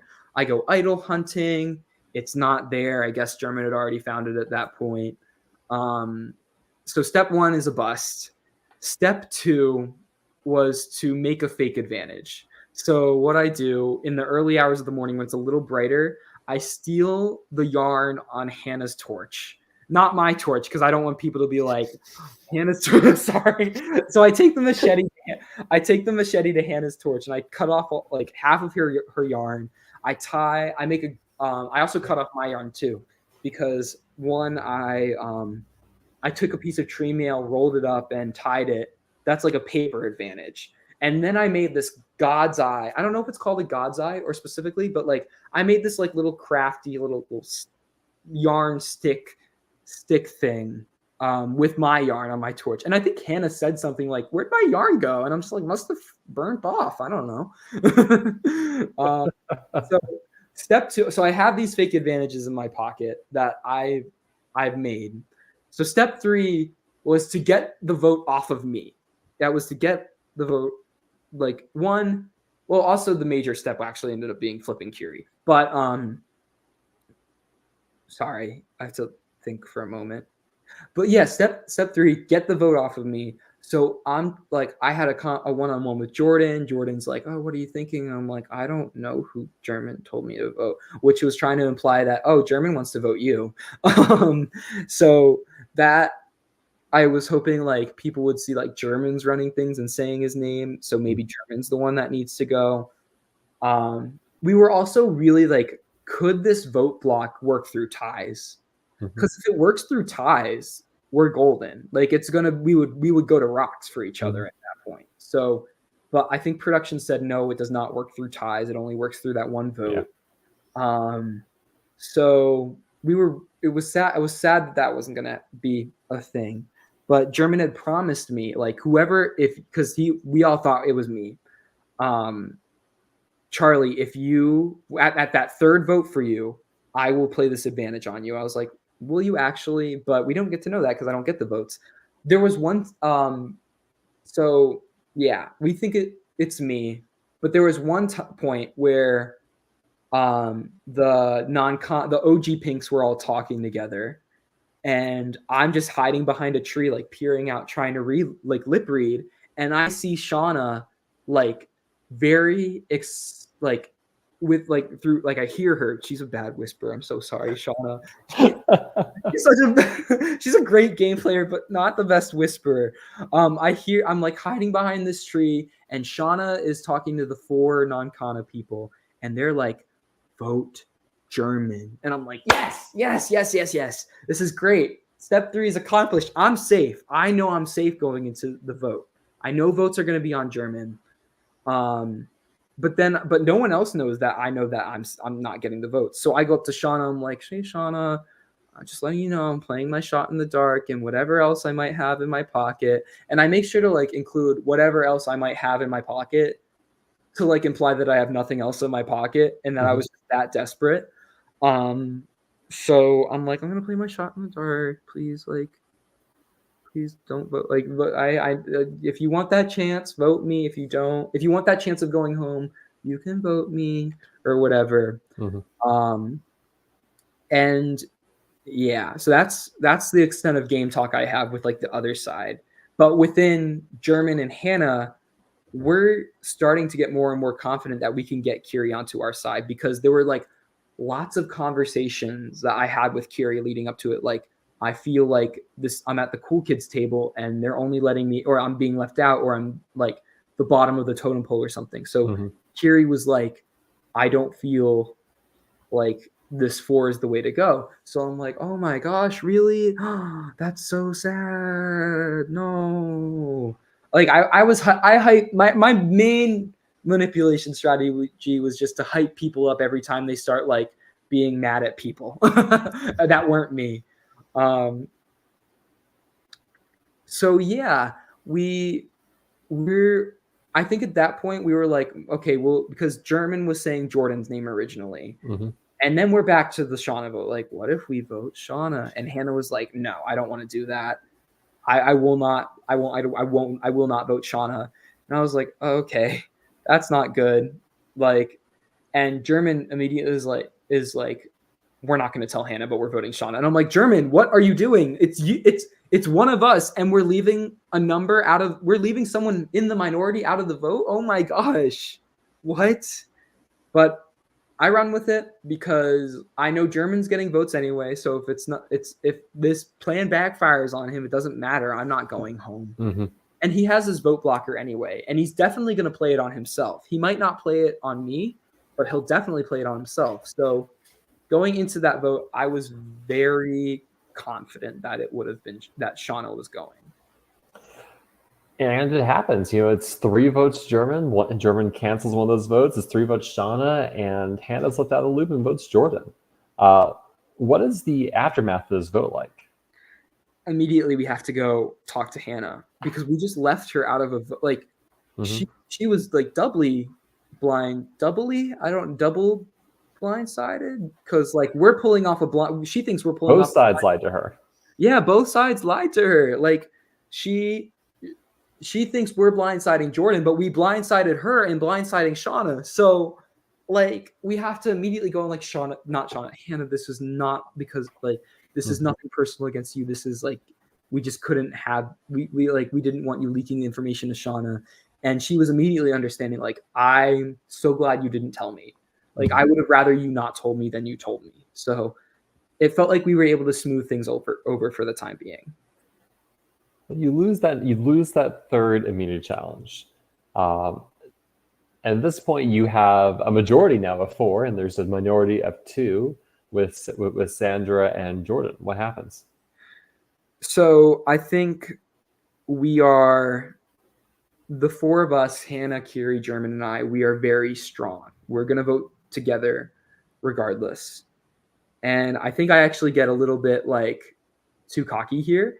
And I'm just like, I go to Jordan and Sandra, and I'm like, I'm not going to lie, I'm going to vote one. Because I feel I liked them enough. I like them enough to like sorry, let me word this correctly.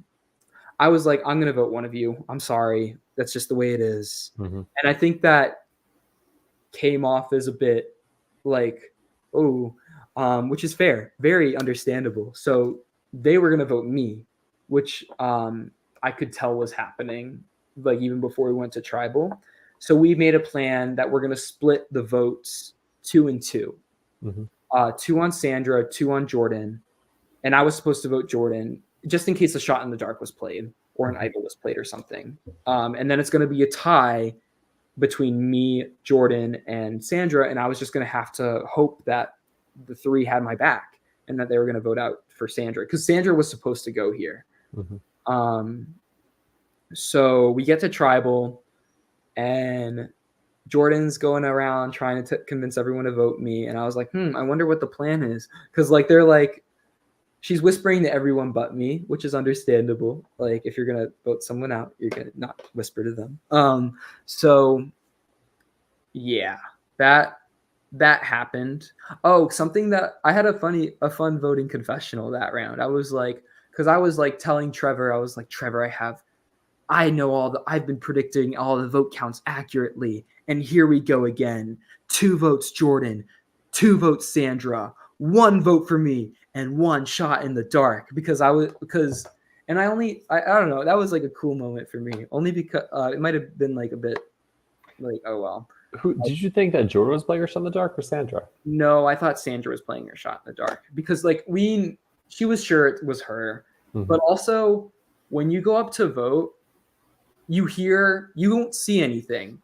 You hear the treasure chest close when you put your vote into the little box, and it like closes very loudly, and the person walks back. And I remember hearing the box did not close. I didn't hear the box close when Blake played a shot in the dark. So I was like, if the box does not close, then someone played their shot in the dark. See, this is intel future players need to keep in mind. Yeah, so if they're gonna change that now that I've said it. But yeah, if the box does not close, it means someone's playing their shot in the dark. I'm so sorry. I need to do something really quick. I'll be right. Go for it. Back for like I'll be like 30 seconds. Yeah, I can edit this out in post production for the audio. 18 minutes. So yeah, the 2 games I have played this summer, both of them had music going at tribal councils. You couldn't hear what was happening at the voting confessional because the voting booths both were like close by enough that theoretically you could hear. So yeah, it's interesting that like I've never tried to use those type of audio cues like that to take advantage of potential signs that someone's putting a shot in the dark or not. For those of you tuning in, if you have any questions or just want to say hi, feel free to comment as we wait for Charlie to return. Wow, all right, well there you go, he's back. Yeah. So the box closed. you could tell they voted. If it didn't close, you could tell they played their shot in the dark. I don't know if everyone else picked up on that, but Sandra voted before me, and I knew that box did not shut. So that's how I knew she was playing her shot in the dark. So Sandra's shot hits. Yes. Actually, the one last question is: why do you think you were the vote? Why was Jordan targeting you that round? Because I was so upfront Okay. about I think I came off as a little like cocky, to be fair, and that's totally valid. So I think it was me. I don't know. Maybe they were like reverting back to me, but I think it was because I was just upfront about voting them. And I think that's something that I appreciate. Like if someone's like, hey, I'm going to vote you. That's something that I would appreciate. But I now understand that's not something that everyone would appreciate. Yeah. So I think being so upfront about voting, like saying, yeah, I'm not going to lie, I'm going to vote you, was definitely hurt my game. Well, Jordan ends up going out. Sandra's shot in the dark hits. And, what is the repercussion of this tribal? Because I'm curious, because this is going to be a large part of the Breakfast Club Alliance, which, by the way, have you seen that movie? No. It amuses me that I think about half the alliance has never seen the movie, and hopefully you do get to someday. I was also not involved in the name-making process of that alliance either. Like, I did not hear the Breakfast Club. Like, I knew it was a name that was tossed around like one time. I was not there for that like alliance naming ceremony thing. I was asleep on a log somewhere, like away from the tarp, because the tarp had flies at that point. So I was just sleeping on a log. I was calling it like the gag alliance, like the girls and gays. Or Sandra had like put out like leftovers 2.0. Mm-hmm. And I was like, Sandra, we are not the leftovers. I'm so sorry. We're steamrolling. Like we're not the leftovers. Yeah, I had no clue that Breakfast Club was even the name of the alliance. Mm-hmm. So what's the aftermath of this vote? It felt like there was no aftermath. Mm-hmm. Really. I remember there was one time where like Sandra was working on the fire and Sandra shouted out to me, who I was just like laying on the tarp or something. And she was like, well, good job, Charlie. You voted out our two best like fire makers. And I was like, sorry. It would have been me. I could like, what do you want me to do? Like I could tend to the fire now. But aside from that, it was like a joke. I felt like more of like a joking / slightly like comment, but it wasn't like anything too serious. But at that point, after the swimming challenge, which I put way too much effort into that one, considering Maddie comes right back into the game. I was mad. I was mad that I put way too much effort in. But why? Because you're like, hey, I could have just gone to tribal council and like. No, actually, that I shouldn't be mad about that. But no, I was mad that like I did all this swimming. I put my body on the line. I felt like I almost drowned, and now Maddie's back. But it felt, we go back. Oh, I remember reading Tree Mail for that swimming challenge. We were all like anticipating a merge. Mm-hmm. Like we were expecting 2 players to come back into the game, but we were like anticipating it's final 11. If we merge now, 2 people come back, it's final 13. So we were hoping that Tree Mail was going to say, you've merged. And it said, get ready to swim. And we were like, that was like a tribe trauma bonding moment for us. But you win that final immunity challenge, you make it to the final 10, and the merge is upon you. But first, players are going to battle back and return to the game.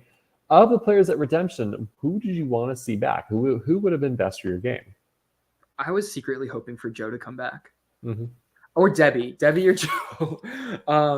I never met Debbie in the game, but I did not want to see Melanie or Shauna back in. I love them. I love everyone, by the way. Like I love everyone in this cast. I love Melanie and Shauna, but like game wise, I voted them out, so I would have felt bad on the girls' side. The guys' side, did we? I didn't want to see Blake back, but I did want to see. I was hoping James. I knew James wasn't going to Redemption because when we were eating dinner the night before with Pete. Pete was there. He was seeing over the entire conversation, but I think he said something like, if I get voted out early, I might just go back home and like make money or something. So I knew James was not coming from Redemption, but I hoped something in my mind was like, maybe he will. And if Maddie came back, I would have been indifferent at the time. Because you never met him at that point. Yeah, I never met Maddie. So it was like, oh, well. One thing that did happen was after that challenge, the swimming challenge, like the other tribe had contested the results. Like I think Maddie specifically he realized like, oh, it's me.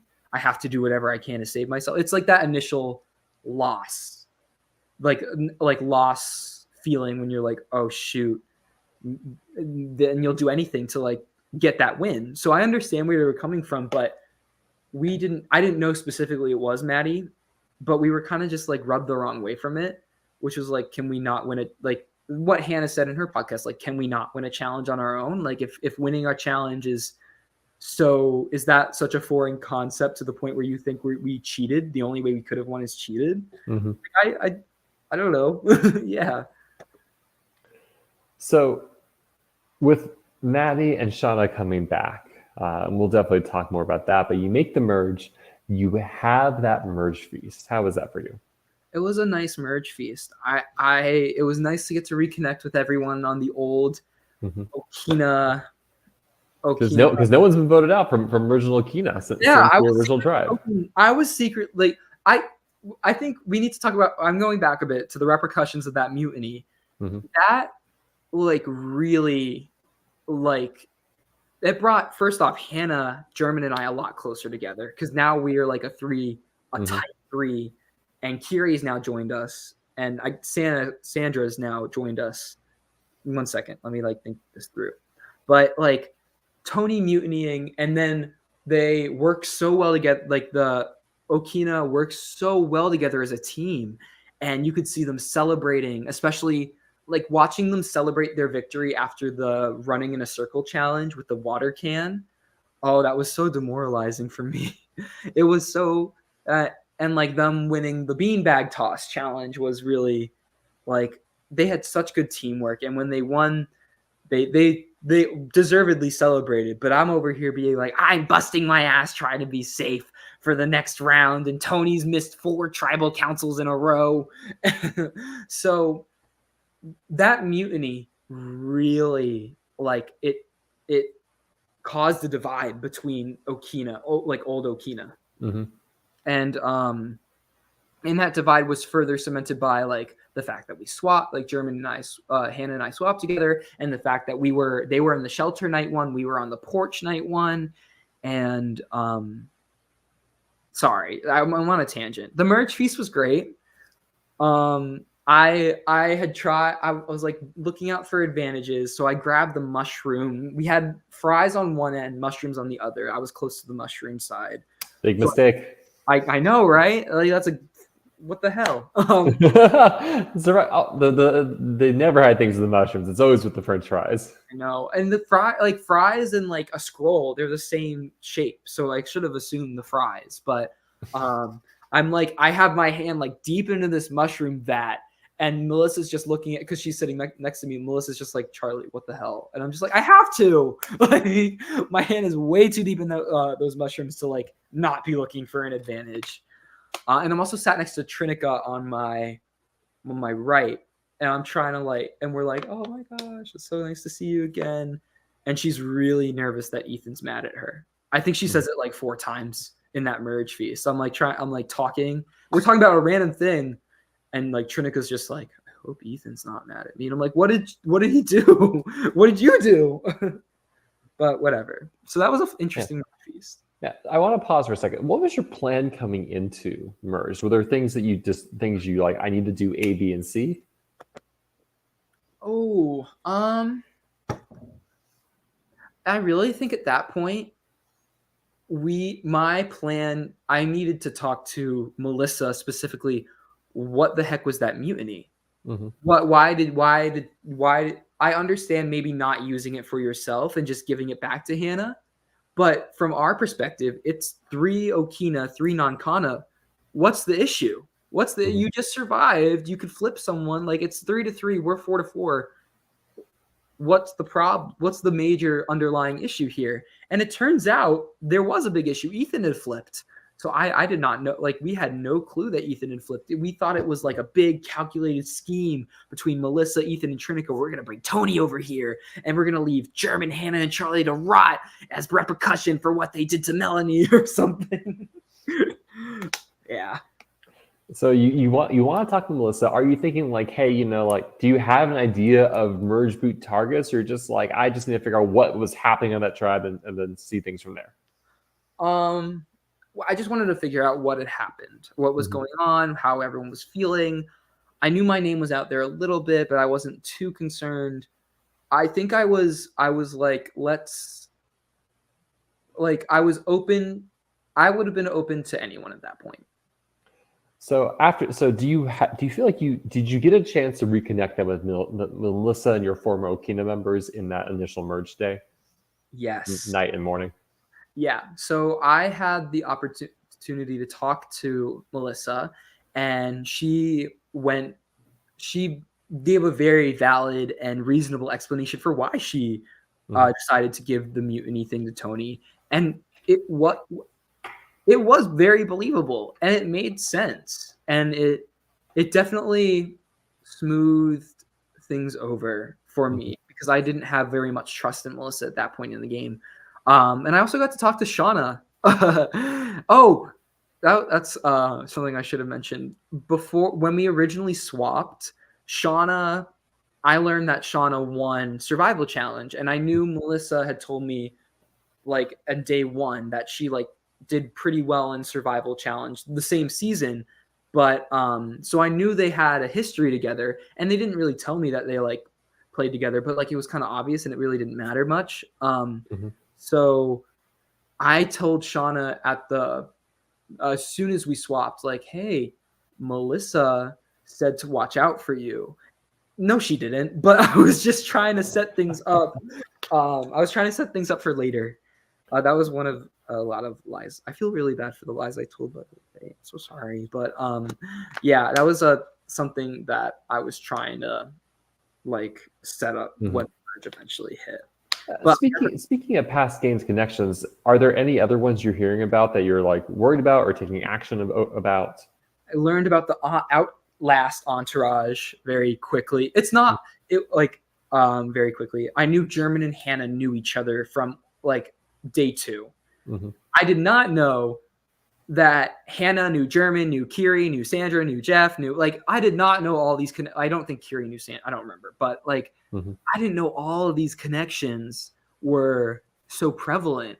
Throughout the game, especially German and Kiri's, they did such a good job hiding it, like their Surviving Canada connection, which is really cool to like hear about. I was like, oh my gosh, that's so cool. Like good job, you two. That was awesome. But yeah, so there was not an Outlast alliance. I will confirm that as well. They were gunning for each other before we made up and became friends. But yeah. Oh, I think Tony and Carl knew each other at that point. Oh, there was one point in the when we originally merged where Carl and Tony were talking, and I'm like on the tarp as well. And then Carl just says, "We have to go for Charlie." And I'm like, "Carl, I'm right here." People like saying your name as the target when you're right there, apparently. Saying my name when I'm right there. And I just talked to Carl for the first time, and I thought we were like, "Oh, we're good." And Carl was like, I was like, "Carl, what's this about?" And Tony's just laughing because it's like such a ridiculous moment. Tony told me to talk about this conversation, so I had to. This was funny. It was funny. And Carl was just like stammering. He was like, I think you're really good with like 7 other people in this tribe. You're good with everyone, like 7 other people. And I'm like, Carl, it's a cast of 12. 7 is majority. It's almost like I need to be good with 7 people in this game. Otherwise, I'm going home. But it's true. I was trying to be good with everyone throughout the game. That night you have that challenge where you're standing alone as long as possible. How long do you stay in it? I think I leave within minutes. Okay. And I wasn't planning on leaving within minutes, but I was sat next to I wasn't like the only two people I could really see. I could see Tony really far away from me, and I could see German pretty far away from me, but I couldn't see him that well because he had really like dark clothes on. So I could see, but Tony was in like the reflection of like not the reflection, but like the light shining from the house. So I could see him pretty clearly. And as soon as like we are like, all right, this challenge is on, Tony just bolts out of there. And I'm like, wait, I can't miss out on this. Like, I thought we were going to wait for the first check-in or like a temptation. No, like everyone's gone. And Tony leaving so quickly, because his name at that point was out there at that point. So it made me very suspicious that he had something. And I was right in that suspicion, not only because of that moment, but when I lost the beanbag, when my tribe lost the beanbag challenge, like the beanbag throwing and puzzle, Tony like came to me and was like, "Are you okay? Are you going to be okay this vote?" And that made me think he has something that he could give me. So maybe I should have been like, "Oh my God, Shauna got home and I was so blindsided and I don't know what to do and I'm next to go." But I didn't do that. I was like, "I'm okay. I think it could be me." I should have done that. Maybe I would have gotten. I think I asked him after the fact, like, would I have gotten your idol if I had just like begged and cried at that moment? And he was like, probably not. But you know, I could have tried. That's not a no. It wasn't a no. But I think I was pretty certain he had something at that point. So the fact that like in my head I was psyching myself out, like, oh my God, Tony has something at that point. His name is already out there, so I gotta go. Like I can't leave him unattended. Yeah. So I guess two questions then is, was it clear to you that it was Swap Tribe versus Swap Tribe? And then what names are you hearing at this already? As much as I hate to say it, I do feel like it was like a Swap Tribe vote that round. And obviously that continues. I don't really think anyone really had much of an intention of continuing it all the way through. But yeah. Sorry. And so what names are you already hearing? You mentioned like Tony's name is out there. What else? I'm definitely hearing my name a lot. I'm hearing German's name. I'm hearing Shauna, Melissa out there as well. All coming. This was one thing I should have done. I should have been more adamant or more be willing to be the first to say a name, because I think that really hurts me at the end at the final tribal. Because it's true. I had a lot of decision points in the game, but I never led a charge. To be fair, I don't really think Maddie led a charge either. And I think Sandra had more of a say in that aspect, but German did too. But you know, I don't, I wish I had led more charges on votes. Sorry. And so are you then strategizing mostly with your Swap Tribe, or are you being pulled by those Okina members? I think it was 50-50. It was 50-50 Okina and non-Kana, like swap people. Because at that point, I think Tony and Melissa thought that they had more votes than just me. Like they thought they had all the Okina, because they were very adamant, like a pink needs to go. A pink needs to go. Like OG pink, like OG non-Kana. Because they just had two people come back into the game. Like we don't want to pick off our own, like from their perspective, they don't want to pick off any green numbers, and then the pink, old OG pink will take control and steamroll to the final five. So I totally understand where they were coming from at that point. But so they were very, I think actually what Melissa was like, no matter what, a pink needs to go. Tony was giving me fake names. He was giving me German a lot. He was like, yeah, I'm pretty good about voting out German. And then Melissa overhears this and like goes to Tony like, you can't tell him the vote's German. This is not, you can't do that. You need it. But and Melissa's like pulls me in. She's like, does not matter what anyone else says. The vote is Shauna. Shauna. So I knew it was between Tony and Shauna at that point. There was a couple. Yeah. I don't really think I have anything else to say at that point. Was there, so why, is there any reason why you end up voting Tony then and sticking with your Swap Tribe, or? I still had some like No, I wasn't mad at him at any point. He made the right decision to mutiny, by the way. He made a very good game move in mutant, like getting that advantage from Alyssa and mutinying to the other tribe. So I was happy mad at him. I don't know how to say it. Like in game, I'm mad at you, but like good job, fair play, good, amazing. Like that was a fun move for you. So I was still like happy mad at Tony, and I was like, because he mutinies, I'm put through this whole trial of like being at the bottom for like 2 straight votes and being scared for my life and longevity in the game. So also he didn't we had a tarp blanket that we were sharing that he would like roll. We were sorry. He was a bad sleeping partner. Oh my God, don't say that. But I mean, he was a bad person to sleep next to because he stole the blankets. Yeah, like Carl was right here. Tony was, I'm trying to like mirror Carl, Tony, and then like me. And I'm on the end of the tarp as usual because I'm a larger guy. I can like hold some warmth in me. But yeah, every time I would like pull back on the tarp, he would just like roll over again in his sleep. And I was just like, share in my voting confessional, I'm like, share the blanket next time. I love Tony. He's awesome. I really like, he's a great person and I look up to him a lot, but yeah. So did this vote then go down exactly how you thought it was? When he played the idol, I wasn't terribly shocked. It was like, I honestly, because when I say happy mad, I'm like truly happy mad at Tony. I'm like, ooh, he's playing an idol. And then German breaks out his idol. I'm like, oh, like that's crazy. Did you know about that one? I did not know about that one. I was shocked. I was very shocked at that. Good on German. Good on Tony as well. Oh, there was, I wish something that would have been a fun move for me. This is in hindsight, and I hope to do, actually, I'm not going to say this because this is future strategy if I play another one. Sorry. Well, I can't admit everything.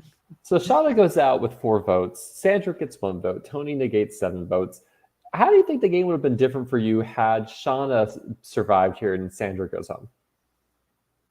The Breakfast Club would not have existed. I swear, like I think if Shauna stayed, I would have been. I feel like things would have been a little more awkward between if it was just Sandra and I, because we had with the 5 of us, Sandra, Kiri, Sandra, Kiri, German, Hannah, and I. We had hours while that battle back was going on to just talk and be like, start strategizing, make a plan for that first vote. So we had literal hours. Like it felt like 4 hours, and you could hear like the battle back going on and people cheering at the time. So yeah, it was a long period of downtime that really solidified trust in the 5 of us. And so Shauna going out, it like if she stays, she can't get to the end under any circumstance. Like she's an amazing talker and an amazing game player, so she can't. So I would have been more willing to vote Shauna out at a moment's notice. So with Shauna going home, Ethan wins that next immunity, and what will end up happening will be your alliance of 6 voting Carl versus the Okina alliance of 5 voting German. How does it get to that point? So this is actually a very interesting route for me because you can tell there's a clear divide right at this point. It's 6 and 5, and I don't want this to happen. I genuinely don't want to steamroll. Didn't want a steamroll to happen. So I go to Carl, and I'm like, Carl, what if we form an unlikely duo and we just flip-flop back and forth, and we create a new alliance along the way? And Carl loves this idea. Like he's open to working with me. I'm open to working with him. And he's like, I think I have Kiri. And I'm like, hold up, maybe you don't have Kiri, but I'll run with you if you can. I'll run with that. So Carl goes to talk to Kiri, and I go and talk to Tony to try and like get some additional numbers, like form like a middle alliance that like boom, boom, boom, boom, like flip-flops the way all the way to the end, really. So unfortunately, that plan does not sit as well with Kiri, and Kiri goes back to our 6-person alliance at this point and is like, yeah, so Carl was like, Charlie is trying to stir the pot. And Carl was saying that we need to get out Hannah next. And I'm like, I didn't say Hannah. Who said Hannah? I did not. I think as I was watching Hannah's podcast about that and like talking about that round, it was like, no, like I was not lying about Hannah's name. I did not know that like Carl had said Hannah to Kiri. Mm-hmm. So I don't know. Are you following this well? It's kind of hard. I am. Okay, cool. So yeah, Carl, I think mentioned Hannah's name as a potential like elimination to Kiri, and I'm now suffering the repercussions of like trying to make a move. Like these, like the five members of the Breakfast Club are now interrogating me, being like, "Were you doing this? Are you planning this?" I'm like, "No, not at all. Like this is just one of Carl's many schemes." So, I wish that in a way, I wish that had worked. In hindsight, maybe I could have just threw my vote, let the vote tie, see where it ended up, and then if it's German, I'll just vote German out at the final 11. I don't know. But I don't know if I could have. It just didn't make sense at the time, because if I'm already in hot water because I just tried to make a move with Carl. Mm-hmm. So now Carl needs to go. That's how it, and it also didn't. I don't want to speak for anyone else, but it felt more of like Carl is very headstrong and is a very loud talker, and maybe maybe I'll let. I don't know how specifically maybe you'll have to ask Kiri about it, because after that she was like, thank you guys so much, like Carl needed to go. So I don't want to like touch that subject really, but I think from talking with Kiri, Carl was put a lot of his game in Kiri, and Kiri was not looking to reciprocate at that moment. Yeah, but I felt like, yeah, and I don't know specifically what was happening there, but stuff happens. I mean, that's interesting. So like there's a world where you were okay with letting German go at final 11. I hate to say that. No, you know what? I don't think I was okay with German going at final 11, because I was, by around like final 10, I started making a plan to take out German at final 9. Because I wanted to shake the game up. I didn't want to see a steamroll, and I could tell German was leading our 6-person alliance.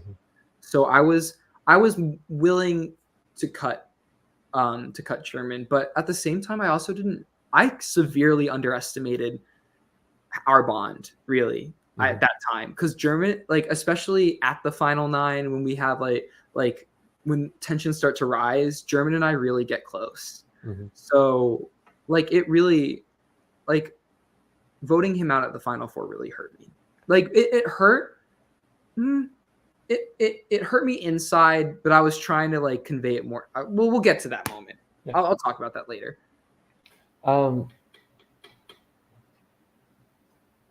Let's talk about Maddie P, right? Because with Shauna out, Maddie P is going to be the 6th member of what will be the Breakfast Club Alliance, and is the person that you've had the least interaction with. You weren't on his starting tribe, you weren't on his swap tribe. You know he has a vendetta potentially against the people who voted him out, but that's kind of it. What was your relationship with Maddie P like, and what was like working with him? Immediately we clicked, which I should have been worried about that. Because this is the same thing with Shauna. Like immediately we clicked. It was so sociable. It wasn't. But yeah, no, Maddie, I think he did a really good job at hyping me up. I think he was like, at the final 11 challenge specifically, I had gotten out pretty like midway in, and Maddie was already out, and we were just like talking, like Tony and Ethan were beefing a little bit on, and we were like, ooh, and Maddie and I looked at each other, and he's like, you're fun, Charlie. And I was like, you're fun, Maddie. And we were like from there, it was like, yeah, we can work together. And then during the final 11 round, actually, this is another thing that's huge. Maddie comes to me and he's like, I think we can go really far together. And then we have a bit of a discussion where it's like, oh, we can bring Sandra in and we can make a final 3 deal. And he tells me the reasoning immediately. He's like, I think I could beat you in the end, and that's that. And I'm like, wow, pretty bold considering you just got voted out and came back. But he was right. Mm-hmm. Good on him. Good on him for. I thought he was just saying that to me. It turns out he was saying that to every single person and planting that seed in their heads that like Maddie's going to take Charlie to the final 3. And because he was doing that and announcing his plans so I don't know what the word to use is, but he's announcing his plans to everyone. So even if I in a way, so that when we do get to the end together, it looks like it seems like I didn't do as much or didn't like he took me or dragged me along, which is a really good game move. Good job, Maddie. Awesome. Well, you can't do that again. Don't come back to the US, Maddie. I'm so sorry. I will be. Wait, I thought the answer was you're going to go to Australia and beat him at one of his games. Oh, I don't know. I don't know about that one, but yeah, no, Maddie, don't come back. Don't come back. I'll be waiting for you. So he's pitching this final 3 with you and Sandra and him. And is it just like, I'm down for any final 3, or you're like, no, I think this is my ideal final 3? I was down for any final 3 at that point. Mm-hmm. It will. I like you slowly get to see like the hierarchy of things and how people answer a tribal and who's winning challenges. That alliance. It was there. It was a real thing. It felt real, but I wasn't gung ho. Like, let's go, Sandra and Maddie. Let's go to the final 3 together. That came up at final 6 when we were like, Hannah's too much of a threat, then Kiri's too much of a threat, then German's too much of a threat. So now it's just us 3, you know. So what's your relationship with Sandra like? Because you were kind of against each other in the swap tribe. I know you had a lot of time to mend things preparing for merge. Yeah. So Sandra and I's relationship, it was pretty good, and then we ended up having to butt heads at like the at the Shauna vote and the Jordan vote. And so of the 6 people that I was in an alliance with, like at like the Breakfast Club, I still feel so weird saying that name, but Sandra was the one I was the least close to. And I felt like I feel like we both knew like we can't vote each other out, but we were at odds a lot. And there was one moment, I think, at the final 12 where like she was like, "Are you sure you were with us?" Because that was a big running theme. Like, where's Charlie? Where's Charlie gonna vote? Yeah. But like, "Are you sure you're with us?" And I'm like, "I'm with you. I'm voting out Tony." And she's like, "Swear on your Nana." And I was like, "Oh, okay." So she was like using like my that sort of like connection I made to her originally, again, like not against me, but like I don't know how I feel about swear. Like, I'm not like a religious. I don't know really what the implications of swearing on somebody means, but because I'm not very like religious or like superficial in any way. But I still was like, oh, okay. So the relationship was rocky, but it was okay. It was okay. And we got to the end together, and I really love Sandra as a person. She's like really fun. She's also really funny too. Like, she's she made me laugh so much out there. So final 10, Melissa wins immunity. Sandra, we're gonna have a discussion about how you're making people swear on things. This is the theme apparently. Yeah. I think Kiri actually mentioned that to me too. Like, she made like that like kind of like was a bit off-putting. But honestly, like I made a promise to myself before the game that I was willing to do anything within reason to win. So like, sorry, that sounds terrible. So swearing on someone, it doesn't really, like, I don't believe in that. So it's like, whatever. But at the same time, it's like, but that's like a real human person I'm swearing. I don't want to like do that. You know? I don't know. So that final 10 round, ultimately Tony's gonna be voted out, right? And so it'll be kind of a split vote between Tony and Ethan. German's going to get more votes, a theme of the season. Talk to me about the strategy for this round. Why Tony? Is this what you wanted? It's not really what I wanted. Again, I should have been more, whatever you call it, proactive in wanting to get out Ethan. But I feel like people saw Tony as a big challenge threat. Versus Ethan, who's won twice. Yeah, I know. And like Tony gasses out at like every challenge ever. Like there were like, I think like I can count 4 times on my hand, 4 different challenges where Tony is like sitting in the shade of the log cabin, and I'm just like giving him water, and I'm like, it's okay, Tony, you can drink my water if you need. Like that's something I did. Like every time someone was like or maybe not every time, but I remember specifically like, I did this a lot with Tony to keep him, to like make him feel like he could trust me. Like I would go over, make sure he was okay, like get him more water if he needed it, and like hype him up for the next challenge. And I had to do that like 4 times. Like he gasses out at a lot of challenges because he puts so much effort in a lot of challenges.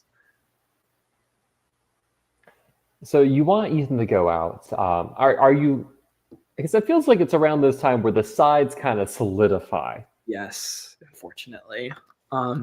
Yeah, so I think like this is the first round Ethan's not immune. I think I was like more like we could take him out, but if it's gonna be Tony and I don't have any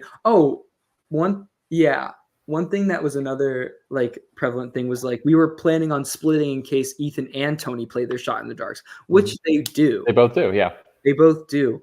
And they were like, let's split it 3-3. And I'm like, we're not splitting 3-3 when the 4 people over there are a group of 4 votes. Like that's a little bit ridiculous. So we're like, okay, we'll split it on 4-2. And I think splitting for 2 shots in the darks is like a little interesting. Also, like, wait, no, because splitting on 1 shot in the dark makes sense. But German was like, let's go 4-2, and it actually makes sense, right? Because if both of them put their shot in the dark, right, at that point, it's like it was going to be a 4-2-2. I mean, granted, let's say who vote us out anyway, it's like and granted, if only one plays a shot in the dark, and that's the one that hits, and it's a 3-2, and you're like, now you've just lost. Yeah, I don't know. It's hard. Sorry, I don't remember exactly. I think I have like a conversation with German that's like, it's a 1 in 100 odds. It's not happening. It's like 1 in literally 100. I'm willing to put like a 99%, like my chips into a 99% bet. I'm sorry.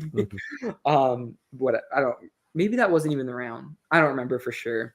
I also think I misplayed this like round pretty poorly. But, how so? Was just with letting Ethan go out, not go out? Letting Tony go out. And because he came to me before during our little pond break and was like, Charlie, you're the only person in the majority I actually like. I was like, perfect, you can go. Go on the jury for me, please. The jury, like, oh, they love me. And he would like, I was like, oh, I'm so sorry. And then I let Tony know, like, you're not gonna flip Maddie. I'm so sorry. It's like not happening. He's like, really? I thought we really could flip Maddie. And I was like, oh, okay. So now I know. So I did that specifically to like keep them from like talking to Maddie, and it works because Maddie then comes up to me and is like, everyone stop talking to me. And I'm like, oh, my bad. Sorry. But I didn't tell him that. I told them like, you're not like, Maddie is not going to be the one to talk to if you're going to try and flip at Tony at that point. It's around this time you have a little conflict with Trinica. Yes, I do. Yeah. So give me 1 second to like articulate this in a way I want to. But so this started around the final, like for me, we don't talk, like, sorry, give me a sec.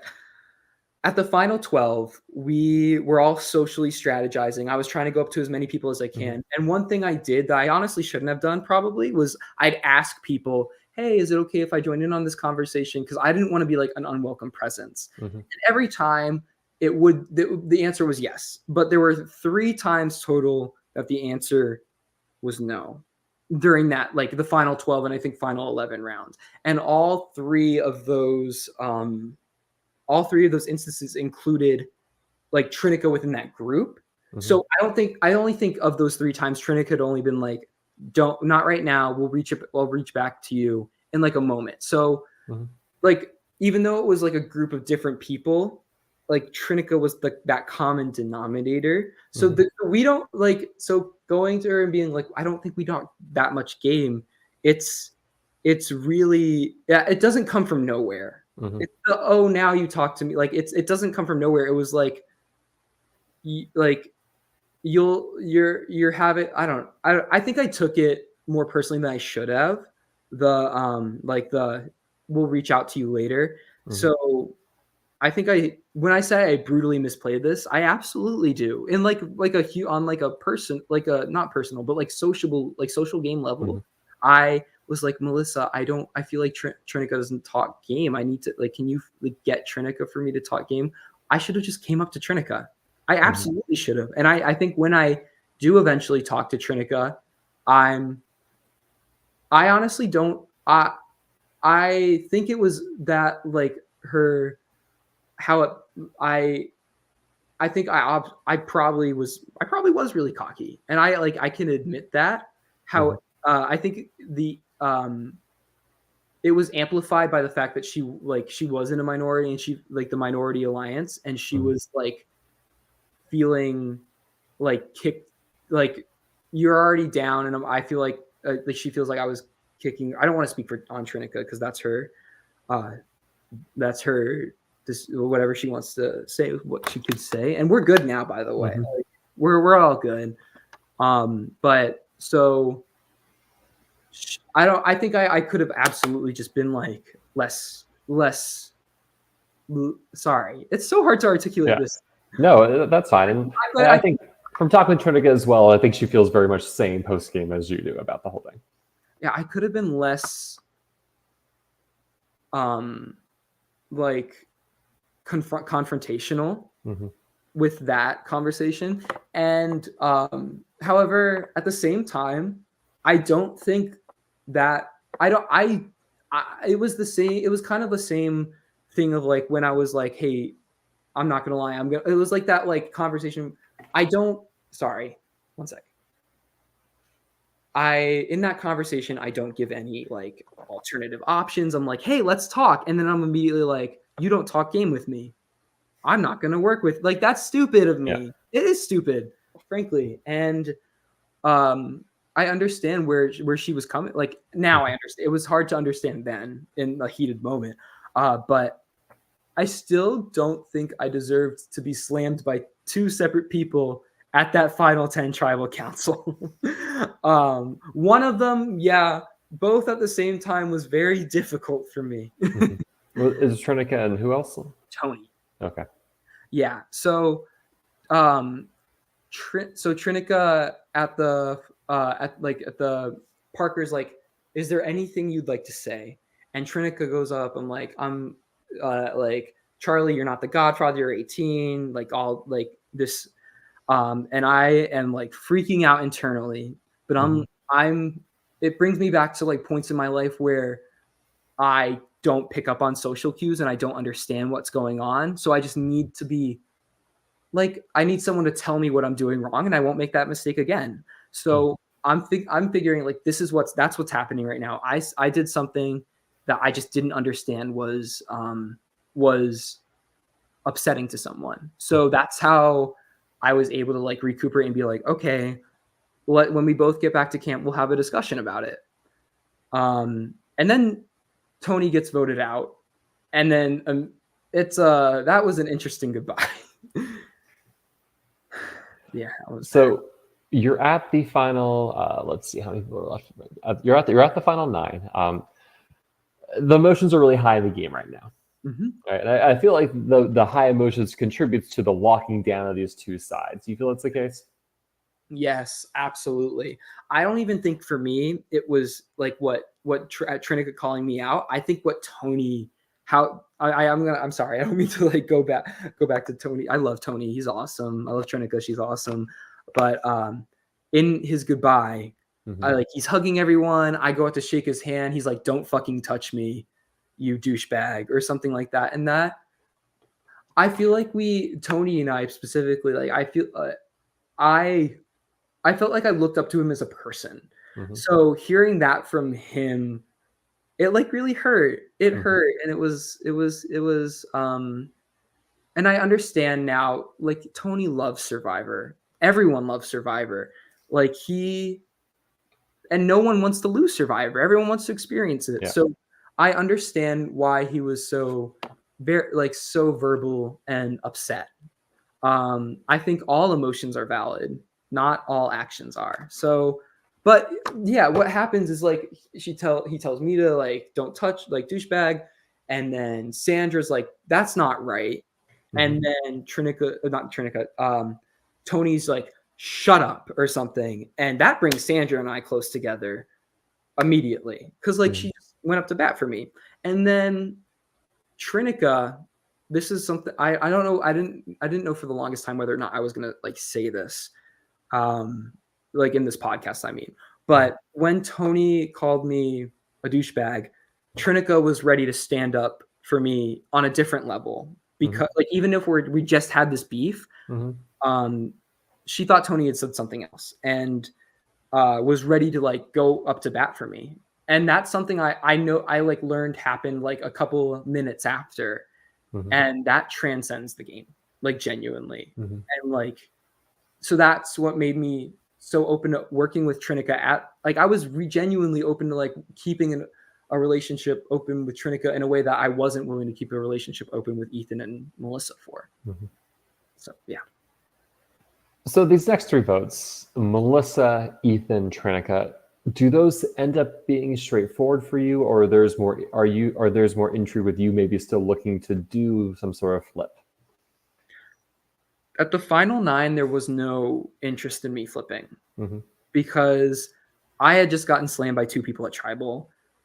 It felt Tony's goodbye not only was like emotionally tense, but it was very like it gave a lot of information away. It tells me I'm not, no matter what, if anyone from the Musty Misfits gets to the final 3 and I'm sitting there, I will not get a single vote to win.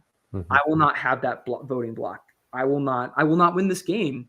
Their votes will go between any one of them, like Melissa, Ethan, or Trinica. So yeah, the final 9, and also I had a plan to make a move against German. I was talking in the final 10 with Maddie. I was like, Maddie, we need to flip. We need to flip. We need to make this flip happen.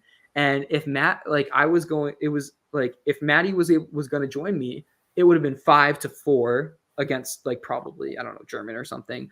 And if Maddie wasn't willing to join me, it's fine because the 6 of us were going to split 3-3 anyway. Yeah. So if I join Melissa, Trinica, and Ethan, it would have been 4-3-2 because none of them were expecting to like stick together. That was literally my plan. And it felt like doing that now. It felt like the door was like, I don't know. That door closed for me. That flipping was never going to be an option until maybe the final 7. Like I think it genuine like you can be critical of someone else's game without being like flat out name calling and stuff. And I think Trinica and Ethan do that really well at the final 8 and 7, where they're like giving very well-spoken pitches and well thought out arguments to why we should work with them.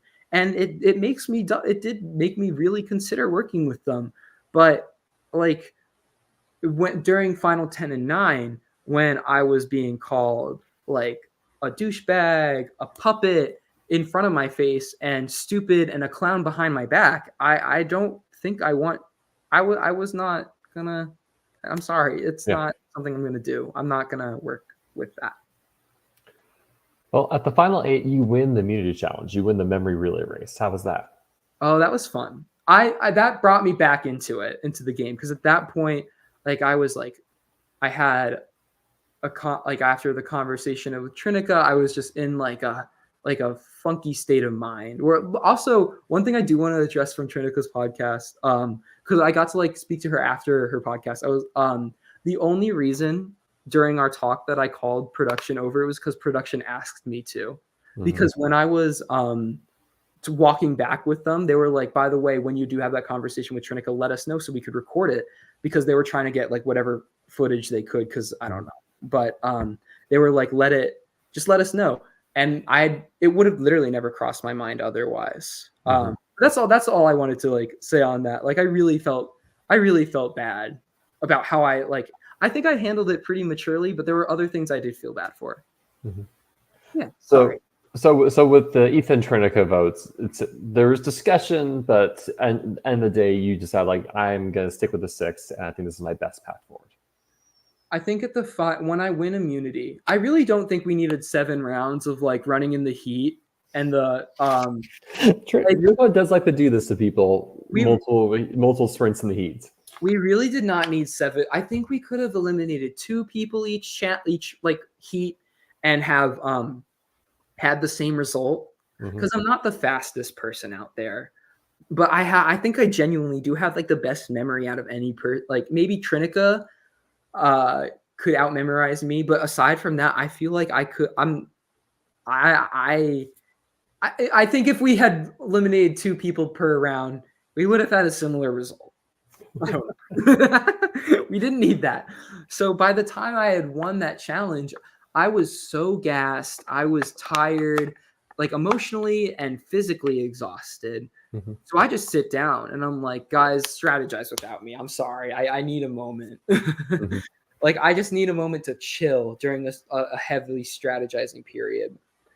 And I think that it's something I purposely say. So when Trinica and Ethan, like they're pulling people one-on-one to like give their pitch, why they should stay, why they should go. And well, not when who should go, not why they should go, but I tell them, and I try and do this to like make people think that I was still in like a funk state of mind. Like I tell them I'm playing emotionally. And I regret saying that because it catches really quickly. Yeah. Charlie's playing emotionally. So, and that's a notion that was that went to the jury. Yeah. Sorry. No, it's all good. Yeah. Ethan goes 4-2-1. Trinica is the last person standing for Alliance. You get to participate in a Survivor auction. With your 2 fire tokens, what do you end up buying? So I had 1 fire token going into it, and at the final 9, like you see Melissa, she has this like I don't remember what it was, but it was like this glob of fire tokens that she's just handing over to Ethan and Trinica. I don't know how it looked like they had at least like 20, which was crazy. Like wow, how did they get so many? Like that's awesome. Like good on them. But during that auction, I was like my strategy was there were a lot of covered items, and my plan was to like once I realized that we're doing covered items and none of them are advantages, I would like gasp a little bit, be like, oh, 1 fire token, or I say it in like a ridiculously like sarcastic way to be like, I don't really want this item, but I'm bidding on it to make the future bids higher, because I wanted people to think that there was an advantage under there. But I figured that if there was going to be an advantage, it was going to be at the very end. Like they were going to drain every one of their fire tokens and then give it. And I turned out to be right. But I was just banking on these covered items not being advantages. So I bid 1 fire token on all the covered items. I didn't want to jack up the price. But sorry, I know I didn't answer your question. I managed to buy this whole fruit platter, which is amazing. Like this like thing had bananas, it had an orange, it had grapes, it had apples, it had everything you could ever want to just get through the rest of the competition, really. So I was psyched to get this fruit platter, and I like was hoping there was an advantage in the bananas. I don't know, maybe I was delusional. And then they offer like a survivor shower. And I was like, oh, I'll bid 1 token on that. And I immediately try to rescind the bid because I'm like, oh, it's like 1 day left. I don't really need to shower at this point, you know? So I had been, but they wouldn't let me rescind that bid. So the bid stood and I got to have a really nice shower. which actually I had a nosebleed during that shower of all times. So It's the worst. they were like, you have 15 minutes, and they didn't really give me, like, they weren't gonna like cut me off at the 15-minute mark and be like, water's off. But I had like I get in the shower and my nose just starts bleeding. So yeah, that was not fun at all. But I think I did the best out of everyone in that auction, like food wise, because people were bidding on Tim Tams. Well, no, Trinica beat you food wise. Oh yeah, sorry, that's true. She was getting a lot of. Trinica had like the spread of food more than she could ever eat in front of her. Like 5-star meal, like. But I feel like for what I had, my measly 2 tokens, I was able to get a lot for what my money was worth. Like considering we got like 1 clothing dryer item each for like 7 tokens. It was nice to get a full shower and a fruit platter for just 2. Yeah, what else? Oh, Maddie, this puts Maddie on my radar because he pulls out like 8 fire tokens and no one knew he had them. So I was like, shoot, Maddie can lie. So I was a lot more wary of him at that moment, but he was immune anyway. So it wasn't like I could have done anything. Anything about the Trinica boot you want to talk about?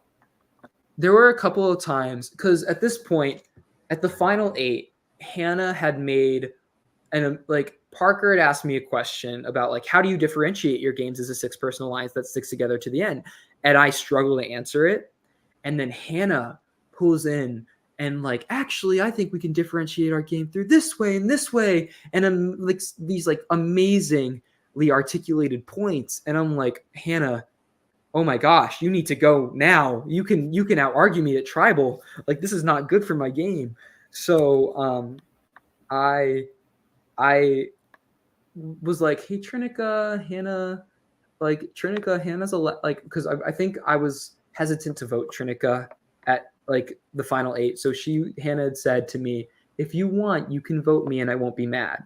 So I went to Trinica and I was like, Hannah's saying like, I can vote her and she has permission. So if you want to vote Hannah as well, like I won't be mad at that either. And if you can get other people to vote Hannah, that'd be even crazier. So that would have, as much as I would have liked to say, I didn't know Maddie was the biggest threat. But yeah, so that was the basis of that was like the only other thing I might have done at that point. So I voted Trinica out that round. Let's talk a bit about the positioning of yourself within this group of 6. You've talked earlier how like Maddie throws out this alliance of you and Sandra as a final 3. What other deals or alliances were you making within that 6 to guarantee yourself to get to the end? Or was it more of just like biggest threat, and it naturally happens? I was like biggest threat. But I felt like one of the other reasons that I was comfortable going to the final 6 with this 6 at that point was because I felt like I had a lot of different routes to the final 3. I could have, actually, I didn't have a lot. I had 2. I had one with Hannah and German. I had one with Sandra and Maddie. And depending on how I felt like the votes were going and how people were answering questions and who was like emerging as a big threat, I was going to pick one or the other. And in hindsight, it would have been better for me to go with Sandra and Hannah, but then I would have had to like, one, realize that Maddie was a huge social threat, vote him out, and then convince Kiri, German, and Hannah to like eat each other alive and vote out Kiri and German. So that would have been really difficult to do.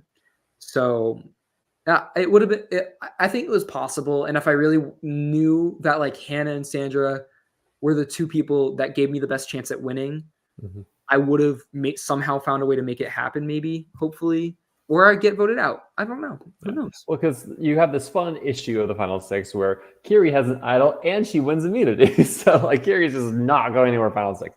That was frustrating. So you have these 2 kind of duos you're looking at. I mean, so ideally, would you have wanted to vote Kiri at final 6 if she was a vulnerable? Yeah, I would have to have voted Kiri out that round. And I was so close to winning that challenge. I had been preparing for that binder challenge for so long. I had been like ripping out pages of the binder secretly so that no one else could study them. I think there was one point I trip and fall, and my bag doesn't have a zipper. It like broke off before we even like marooned. So my little game bag spills open, and Maddie sees all the binder papers, and he's like, "What's like little like face?" I'm just like, "Dang, this is not how I wanted that to go." But yeah, I wish I had known one more, because the tiebreaker challenge was like name all the first boots, and whoever named the most first boots wins. And we named the exact same number of first boots. Named all the second boots. We named the exact same number of second boots. So now we have to go to I think if we had us name the third boots, I would have won, because I knew that Nate was the third boot of the previous season, or maybe he wasn't. Maybe I would have been delusional, but they had us name the winners, and I had lost by like one winner at the end. So it was, that was so frustrating. Yeah, he was a third boot of. I was like, I should do this as well, of unfinished business. You were correct. Yeah. So I was, if they had us name third boots, maybe I would have won. Maybe Kiri wouldn't have known any, but who knows? Kiri studied that binder a lot, and I think I did too, with like the little scraps of pages that I had stolen. Mm-hmm. I think I had like 5 different seasons from both binders, because I took from both binders. So you're at this final 6. Is your name coming up, or is it very clear that okay, it is we see this duo of Hannah and German going after Maddie, and we see here Hannah's name coming up? I mean, how are you deciding where you want to go here? I was pretty dead set. I thought Hannah was the biggest threat to win at that point, because how like she was very sociable. I thought she was very likable, and she had a really good game. And in hindsight, I now realize that like, because Hannah had like some beef with some other play. I don't want to get into like Hannah, whatever like drama Hannah was involved in, but it didn't really involve me, so I didn't know much about it. I wish I had been more aware of that. That's my own fault for not being aware, but at that point I felt like Hannah was the most threatening player, to like the biggest jury threat. So I go to Hannah, and I felt so bad, because she was such a good, like, she was really good to me. I really appreciated that. So she was like, "Who are you voting?" And I struggle to like be like, "Maddie," and I can't get it out in time. And she's like, "Are you voting me?" And I'm like, I can't make any promises, because I know that's what you value. And that immediately, like, dumb, that's stupid. Why would I do that? So voting out Hannah, it made sense. And also, one thing, I think German was going around being like, no matter what I have, Charlie's going to vote with me, or like I have Charlie's vote in my pocket, or something along those lines. That's a turnoff. Yeah, it is. It's like, I no, you don't. Nah, boo boo. Like, now I'll vote Hannah. Watch this. Because German's going to have a bad 3 rounds in a row of just not getting his way. So Hannah goes out in a 4-2. Kiri plays her idol for German. And at the final 5 immunity challenge, no one wins. That challenge, I think that was probably my least favorite challenge of them all, which is then followed by my favorite challenge of them all. So whatever, I guess. Makes sense. But, they were like the points of contact, the rules weren't really clear on that. So I thought like, they were like, okay, 4 points of contact. I thought like my knee counted as a point of contact along with my foot. So I was just standing like on my knee and foot for 15 additional minutes that I didn't really need to. That tired my legs out. And by the end of the challenge, I couldn't feel my legs. The sun was beating down on me. The worst part of these endurance challenges isn't like the pain, the physical pain. It's the sun exposure. It's like, so like I'm a very sun sensitive person. So I was very not happy with like being in the sun for that long. Not fun. And so do you know that you're getting votes this round? Yes. I was pretty certain that Kiri was voting me, and we kept up like a little. Kiri and I kept up like a little facade. I was like, "We're voting German, right? Yeah, we're voting German." Kiri was like, it was both. I feel like it was obvious that both of us were voting each other, but I mean, I was putting a lot of trust into Sandra and Maddie that they would not vote me out, and they didn't vote me out. I was surprised to get Germans vote for me, like a German writing my name down though. And I think he's told me after that he knew I was going home. But I honestly, when I got votes, it gave me hope. Actually, like it would. I was starting to write my final 3 speech, and one like my big little stunt there was raise your hand if you worked with me at one point in the game. Everyone raises their hand. Now keep your hand up if you ever voted me. And the plan was for no one to everyone to like put your hand down. That would have been really cool. It would have been like a woo, like that would have been a good show of like. You would have had the least votes received this season. I know. Instead, you're tied in first with 3 other people. I know, right? That's so frustrating. Not really. I mean, it doesn't. But yeah. So Kiri and but it gave me hope because like unless I thought everyone was playing the way I was playing. Like I don't care if you were my ally for like the whole game. If you were the biggest threat to win, I'm gonna vote you out, and that's how I'm gonna play. And I'm really sorry about it. So I thought Kiri had maybe seen me as like a bigger jury threat or something. So I don't know whether she did or not. You'll have to. I mean, you already asked her, but I don't really know where that the reasoning. Because I didn't really see myself as I was like I kept telling me like everyone in my confessionals, I'm gonna fake it till I make it. I don't think I had the votes to win, but I'm gonna try my hardest. So yeah, it gave me some hope. And then you win the Final 4 challenge. Yeah, and this gives me more hope because Sandra and German I think they were planning on voting me out at the Final 4. Again, maybe I don't know if they saw me as a jury threat, but it gave me a little hope that maybe I was like something, you know? So that challenge was awesome because like it's beanbag tossing, it's running with a paddle and a ball, and it's solving a puzzle. And those are 3, like I'm a cornhole champion.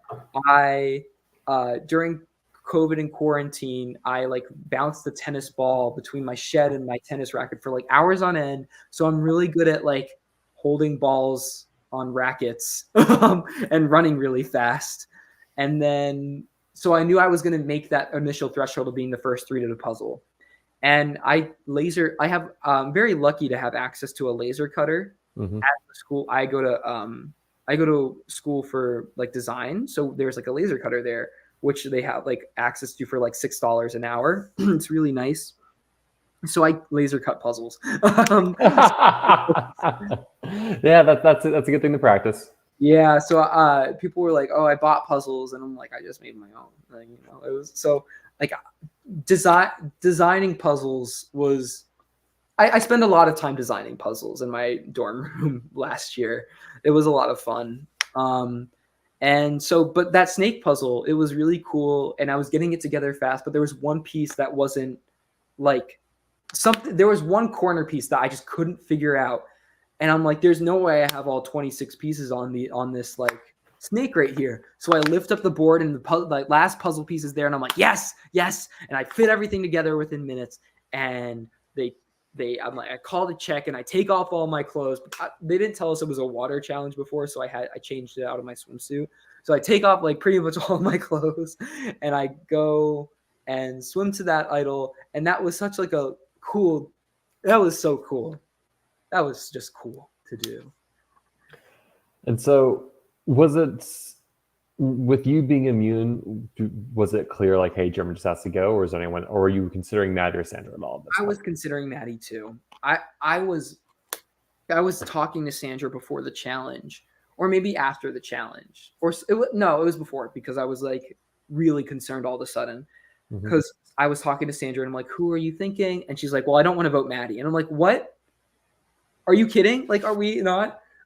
It's Final 4 and we're not going to consider every option here?" And like that made me think, oh my god, German has to go and Maddie has to go, and they can't both be here. I don't want either Final of them. three.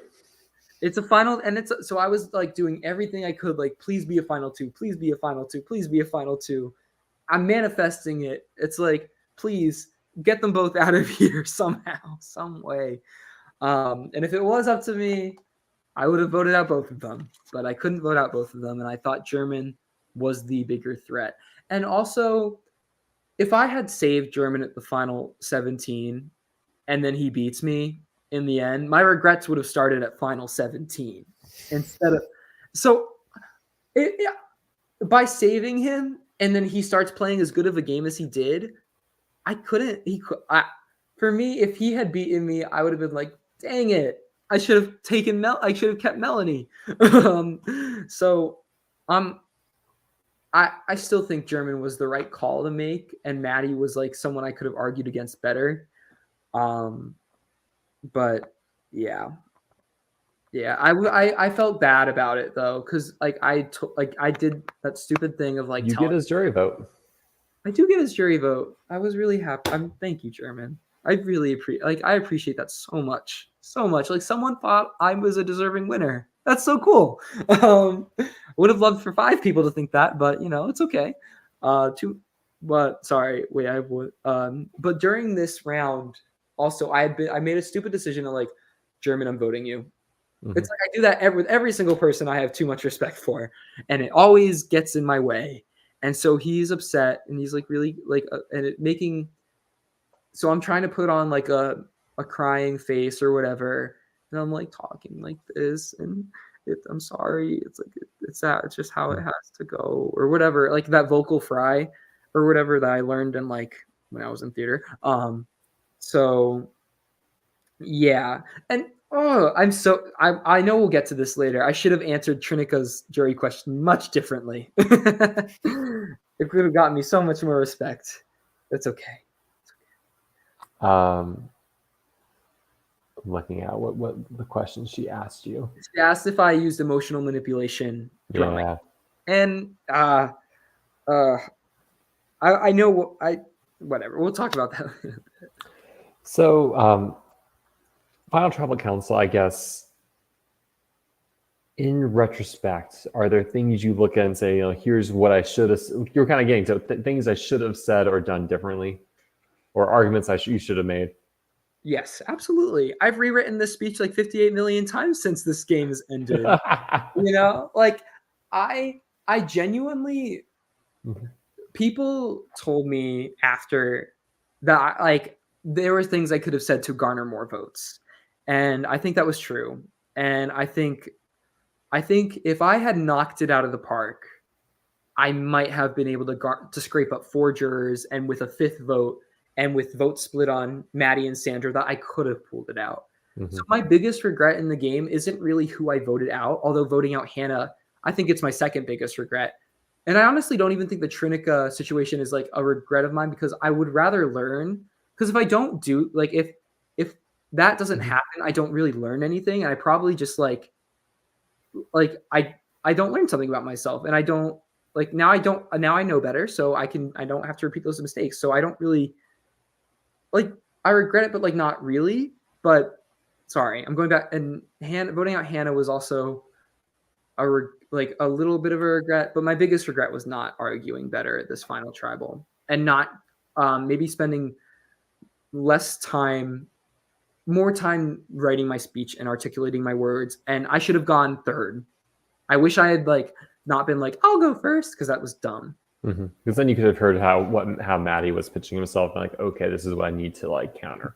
Yeah, that's what I need to match and stuff. So, but I think I had a really strong opening. I think I had a really strong opening. Like, raise your hand if you think you had like the best. Not sorry. What am I even saying? Raise your hand if at any point in this game you would work with me, and everyone raises their hands, and I'm like, yes, this is going great. And I think that's a really strong way to get out there. But I think another thing, having Maddie with me at the end, he was telling everyone that he think he can beat me. So now everyone's saying, oh, like if Maddie thinks he could beat Charlie, then blah, like that hurts my perception of. I also think being 18 did not help. That's not going to help me. You should have been 22. Should have been 22. I wish that's something I would like. Maybe I wish I did lie about being 18, 22. That would have been fun. That would have just been fun to admit at the final trial, being like, I'm not 22, I'm 18, and everyone would be like, you can lie. But yeah, I think I fumble hard. It's okay. You have one final decision you make at Final Tribal Council, and that's because you win the final reward challenge and have this jury vote doubler. Yes. And you decide to give it to Tony. And now, in all fairness, Tony asked you a really good question. Yes. Right? Because Tony basically teased you up and says, like, go in more depth about this move you made and how you came to the decision. And it's like this.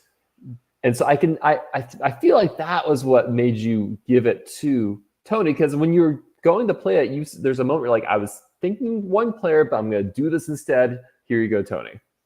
Yeah. So my thought process before, like when they came out with that puzzle, I was like, they gave us like a coffee box. It was like in a coffee pot box. We thought we were getting coffee. We were all excited. So when we found out it was a puzzle, we were mad. But sorry, that's just something I thought was funny. But when I was like debating, I was even trying to talk to Sandra, like, who do I give this vote doubler to? And she's like, I don't know. Don't ask me. I'm not going to help you. Shauna. What? Oh, it'd be funny if she told you Shauna. Oh my God, that's funny. Yeah. So I wasn't going to give it to German. Like, obviously it was an option, but I was going to give it to someone because I knew Maddie had a lot of friends on that jury. So I needed to give it to someone who was 50-50 on me, who I could use that doubler to vote my way. So the three contenders for me, I thought I still had German's vote, even though I had just like backstabbed him. I thought I was either going to give it to Kiri, Hannah, or Carl, because I feel like those three still had okay relationships with me and that I could maybe get their votes. So those were the three I was really considering. And Hannah and Tony, I thought I was like that. Tony was the one person I was like, I'm never getting his vote regardless. Because on the way out, he called me a douchebag and we never had the opportunity to like make up at any point. So I thought his final word still stood. It turns out that's not the case. And he was really anti-Sandra apparently. But I thought I didn't have his vote at all. So when he came out and was like rubbing his hands, and we were like, oh, we're ready for you, Tony. We're ready. I had a good comeback planned if he was going to like drag me through the mud. But it turns out I was shocked when he was like, Charlie, keep fighting, man. Like, your reads are accurate. And I was like, whoa, maybe he's 50-50. He seemed like the most 50-50 person of all, because he let me know, I want to vote you. Like, from my perspective, like with that question, I want to vote you, but you need to fight for it, is what I got from that. And no one else gave me that impression. Hannah was like, immediately when she started her speech, I was like, shoot, I'm not getting her vote. Kiri, I was still like, oh, maybe I could get that vote. And German, I thought, was voting Maddie because he spoke highly of all of us in his final three, like his like little jury question, but he spoke really highly of Maddie. And then went to me and was like, yeah, Charlie, you're awesome. Everything is like a learning opportunity. And I'm like, oh, shoot. Great. Okay. That's not, thank you, German, but I don't think I was getting his vote to win, unfortunately. But I did. So, you never know. Is there anything else you want to talk about in regards to your game we haven't had a chance to talk about? I think I did a really good job. At the end of the day, you tied for second place. That is a good job. Yeah, I would have loved like a couple extra votes my way, but it's okay. There's too many. There would be, if I lost by one vote, maybe I'd be mad, but there's too many people to be mad at. There's like it's a jury of 9 and 8 of them didn't vote me. So like Maddie had something that I didn't, and that's understandable. And I get where he was coming from. I think my game was very much defined by my age. very much in some good ways and a lot of bad ways too. It made perceptions of me easier to make, and I think I played very anxiously as well. Like I played anxiously and defensively, but not really offensively, and that's where a lot of I think my faults in the game come into play. So yeah. In all the what ifs and looking back, the key decisions that you wish you did differently, is it that final 6 vote and voting out Hannah? Is it at like a final 10 or 11 not being able to orchestrate a flip? Or is it simply at a final travel not like having your arguments be more clear? Or is it something else? It was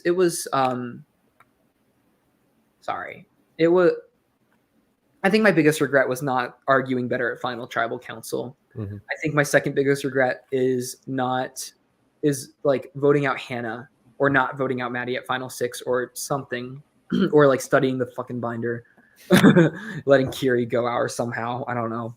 But it was my first game. And I'm half these people's age. I'm maybe call me like too cocky, but I'm very proud of myself.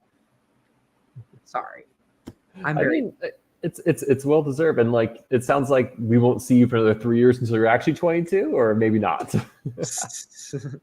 I don't. Yeah, maybe. I don't know. Maybe bring me back.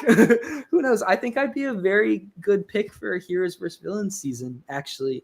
And I know people are talking about it because the buffs are coming in, and this would be really funny if I got my a hero buff. Yeah, I didn't get my buff yet. I'm not. So you're a villain. Who are you? I think I was an anti-villain. I think I had. You're the third tribe. They're gonna come with a yellow buff just for you. No, I think I played pretty villainously. Like I thought I was playing heroically until I like looked back and was like, damn, I really did all that. And I lied to people, and I did like people said they were most surprised by me because I played a very sneaky and cutthroat game. And I didn't really see that in myself until after I even did, like after the game had ended. So I think I would make a good villain because you can't just have all very headstrong, I'm a villain and I'm owning it people. I feel like you need a good mix of like anti-villains and villains. And I think that if I come back, people are still going to call me an emotional and they're going to call me an emotional player. And let them, because I've learned, and I'll surprise you again. And I'll use a sharper knife when I'm backstabbing this time so that the cut is cleaner and less painful. Yeah, you're getting a villain buff. Let me back. So as we wrap up here, I have some rapid fire questions to throw your way. Yes, I'm so excited for these. So a lot of people are surprised by you, but who are you most surprised by in this game? I was very surprised by German. He spent the first 2 days of this game. He was very quiet. He was sleeping a lot in the shelter, and he was saved, and he went full throttle. Like if I knew he had that in him, I would have been more hesitant to like keeping at the final 17. And I'm glad I did. I'm very glad I did, because like I got to the final 3. So with him pretty much by my side the whole time, which was really cool. But German, he's an amazing game player, and he surprised me so much. Who do you wish you had a chance to work with but didn't? I have a lot of different answers for this one. Debbie's the obvious choice. I got to meet her at the finale party, and she was really fun to talk to. So I feel like Debbie and I would have clicked really well in the game. James is someone I wish I had gotten the chance to work with. I think I was like, that's an automatic ally that was just unfortunately on the other tribe, and then he screwed up my game so much. I'm so sorry. James is awesome, but like there were rumors going around that I was his roommate because he was talking. How would I be his roommate? He's twice my age. There's only 1 year that would even be possible. And then that started rumors that I wasn't 18 and I was lying about being 18. And then there were additional rumors that I was an Ivy League student, but I guess that one's like pretty understandable because I go to Penn State and not University of Pennsylvania. So I can understand those two getting mixed up. But there were so many rumors of me being James's roommate. Like it was like the first thing people asked me when they swapped or merged. It was crazy. Let's say Reelfoot's having a returning season. What's one player that's not yourself you'd like to see come back and play again? I'd like to see Melanie come back. She does so much for the live reality game community. And she's played a lot of Survivor. And I think given another chance, she will go really far and do an amazing job. What was your favorite challenge? The Final Four challenge. Absolutely. Naturally. That was, I mean, I won. Like all the challenges were fun. Also I guess my favorite team challenge was the swimming challenge because we had worked, like we were so down and out of it. And like when we saw the challenge, we're like, shoot, we're losing a fourth time in a row and we're not gonna get to, like, we're gonna be decimated. And we ended up pulling out and like winning that challenge. It was great. What's the favorite moment back at camp that you had? Tony already said this. The when we were searching for idols, after the clue, we'd find this like very bright packaging in the woods, and we're like, it's an idol, it's an idol, it's an idol, it's an idol. It's a tampon. And at that point, Tony and I just burst out laughing. And Tony's just like, tell them I found an idol. I'd rather you tell them I found an idol than I found this. It was so funny. It was so funny. It was a great moment. If you can go back in time to give yourself any advice before the season began, what would you tell yourself? Don't wear a hat to the lodge because because my cast photo is like terrible. Take a good cast photo because that's how everyone's gonna remember you on the wiki as well as the podcast. Take a good cast photo because now it's gonna be on your podcast like forever. No, I'm joking, but I genuinely would not have said anything because like I think it's my first one. I think I did a good. I got what I was looking for in the fact that I wanted to experience Survivor start to finish. That like more. I wanted that more than winning. Like obviously play to win, but like my main goal was to experience Survivor, and I got what I wished for. So I would not tell myself anything else other than don't wear a hat, blow dry your hair. How do you think this experience is going to change your understanding of Survivor? I think Survivor is evolving very quickly, and we see it like what happens with like the new era, like with let me like rephrase it, but like twists that are being introduced, any evolution to Survivor, like the real TV show, live reality games is just behind it. So like live reality games is like entering like the season 39, 40, 41 aspect, and like I don't know, it's heavily changing, and being a big player is not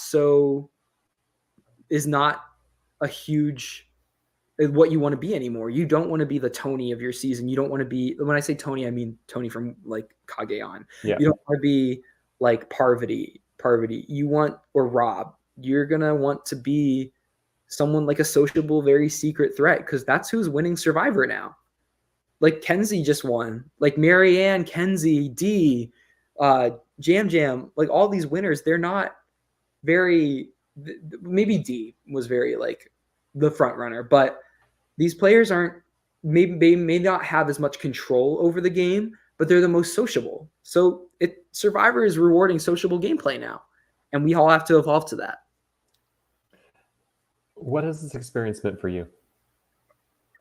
Amazing in all ways. I did not expect it to be so emotionally intense.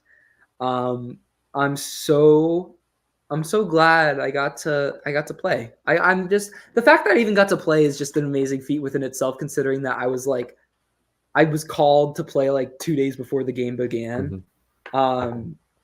So it meant a lot to me, is like it taught me to say yes to things, because had I said no, I would have just like sat at home and sulked and probably watched the Reelfoot live streams, to be honest. So yeah, I'm so grateful to have said yes. And a huge shout out to the production team. They are amazing. Truly, every single one of them, like, they were so nice and they were kind, and if you needed something, they would get it for you. like within reason. And to Nate, I'm so sorry that I yelled at you a bunch of times. Nate was the one production member I don't know how production feels about me. It's very interesting, but oh well. It was fun. It was so much fun. I'm glad to even just been given this opportunity to begin with. Well, Charlie, I just want to say thank you so much for taking your time tonight to talk with me about your game. It was fun watching you play. I'm excited to see you play in episodes and see all the other things that you were doing that people maybe weren't clued into. Thank you. I really appreciate it. For those of you tuning in, thank you so much for watching. This has been yet another Surviving Reelfoot, the Decennium deep dive interview.